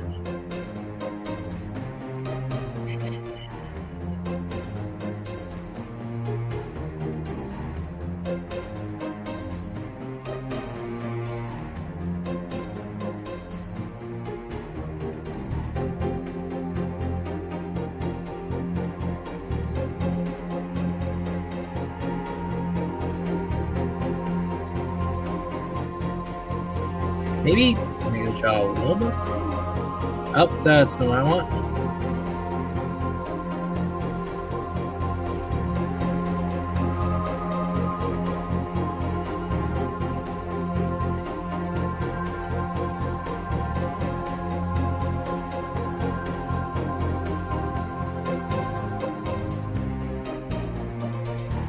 Yeah, I'm still playing into that issue right there with that.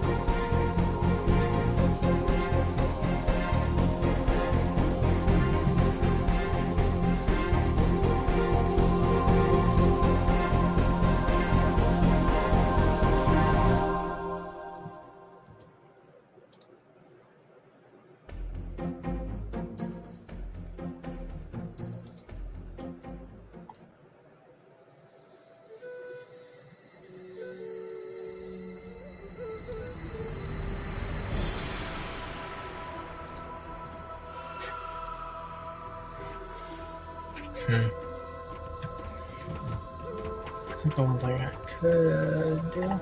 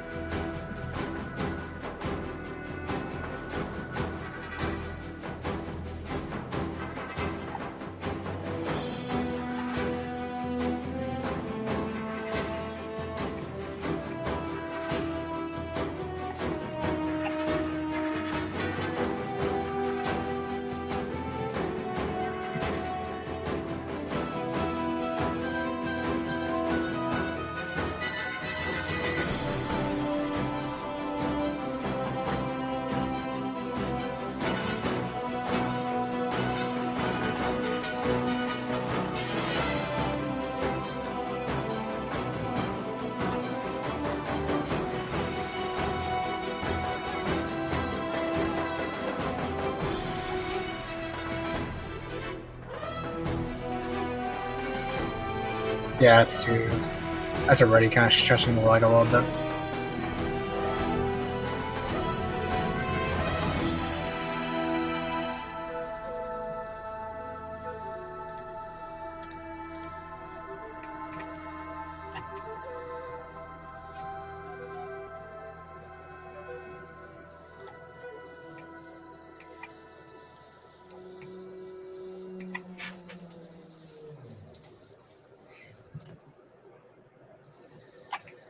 Yep, and then that's the same issue.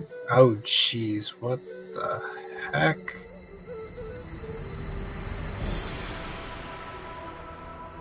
It's probably just how where that bone is right there, because that's not good at all. Just to keep it.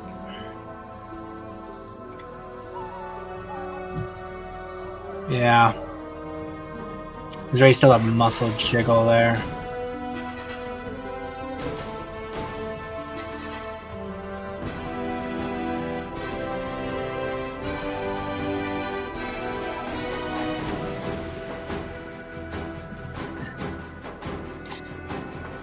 Okay, so is that? There's this. I'm not sure where it's getting it to come like that. I think it's probably just a power for it to hit the bone, dang it. Oh well.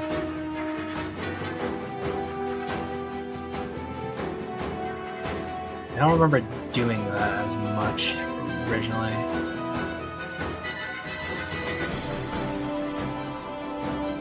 No, I was still doing that, so it's probably something else down the line that I was screwing with. Yeah.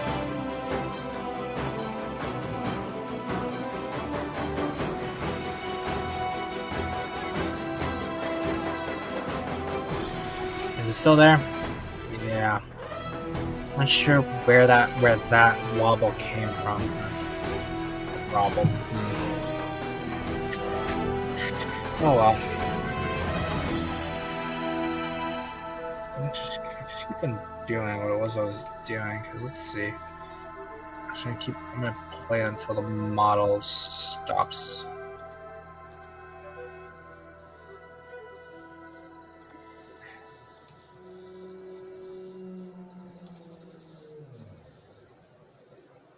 There it is again.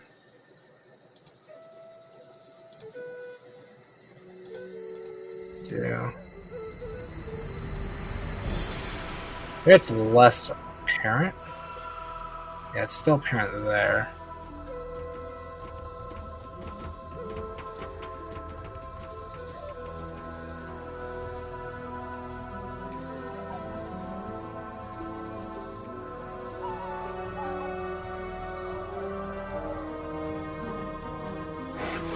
Yes.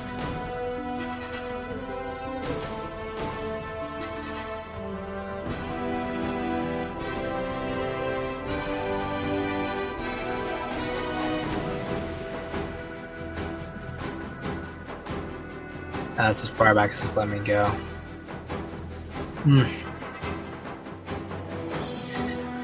That's unfortunate. But I mean, for just, again, I have very much, like, no clue what it is that I'm doing for the most part. But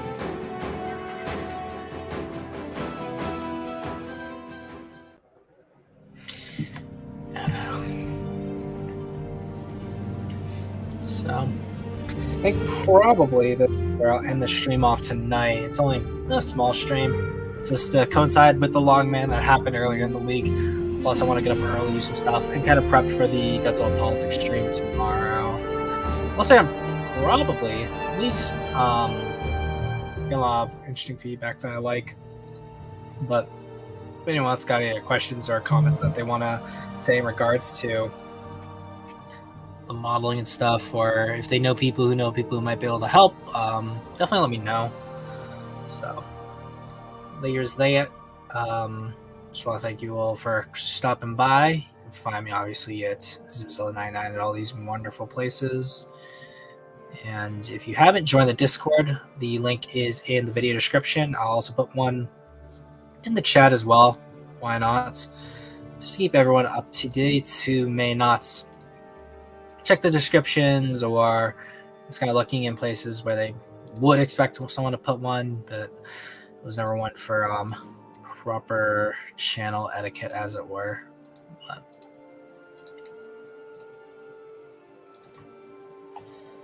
But there, setting it to everyone in the descriptions across all the places I stream. And huge thanks to the almighty Oreo King for $1.99 super chat. Thank you very much. And as always, I've been Zimzilla, and I'll see you guys next time.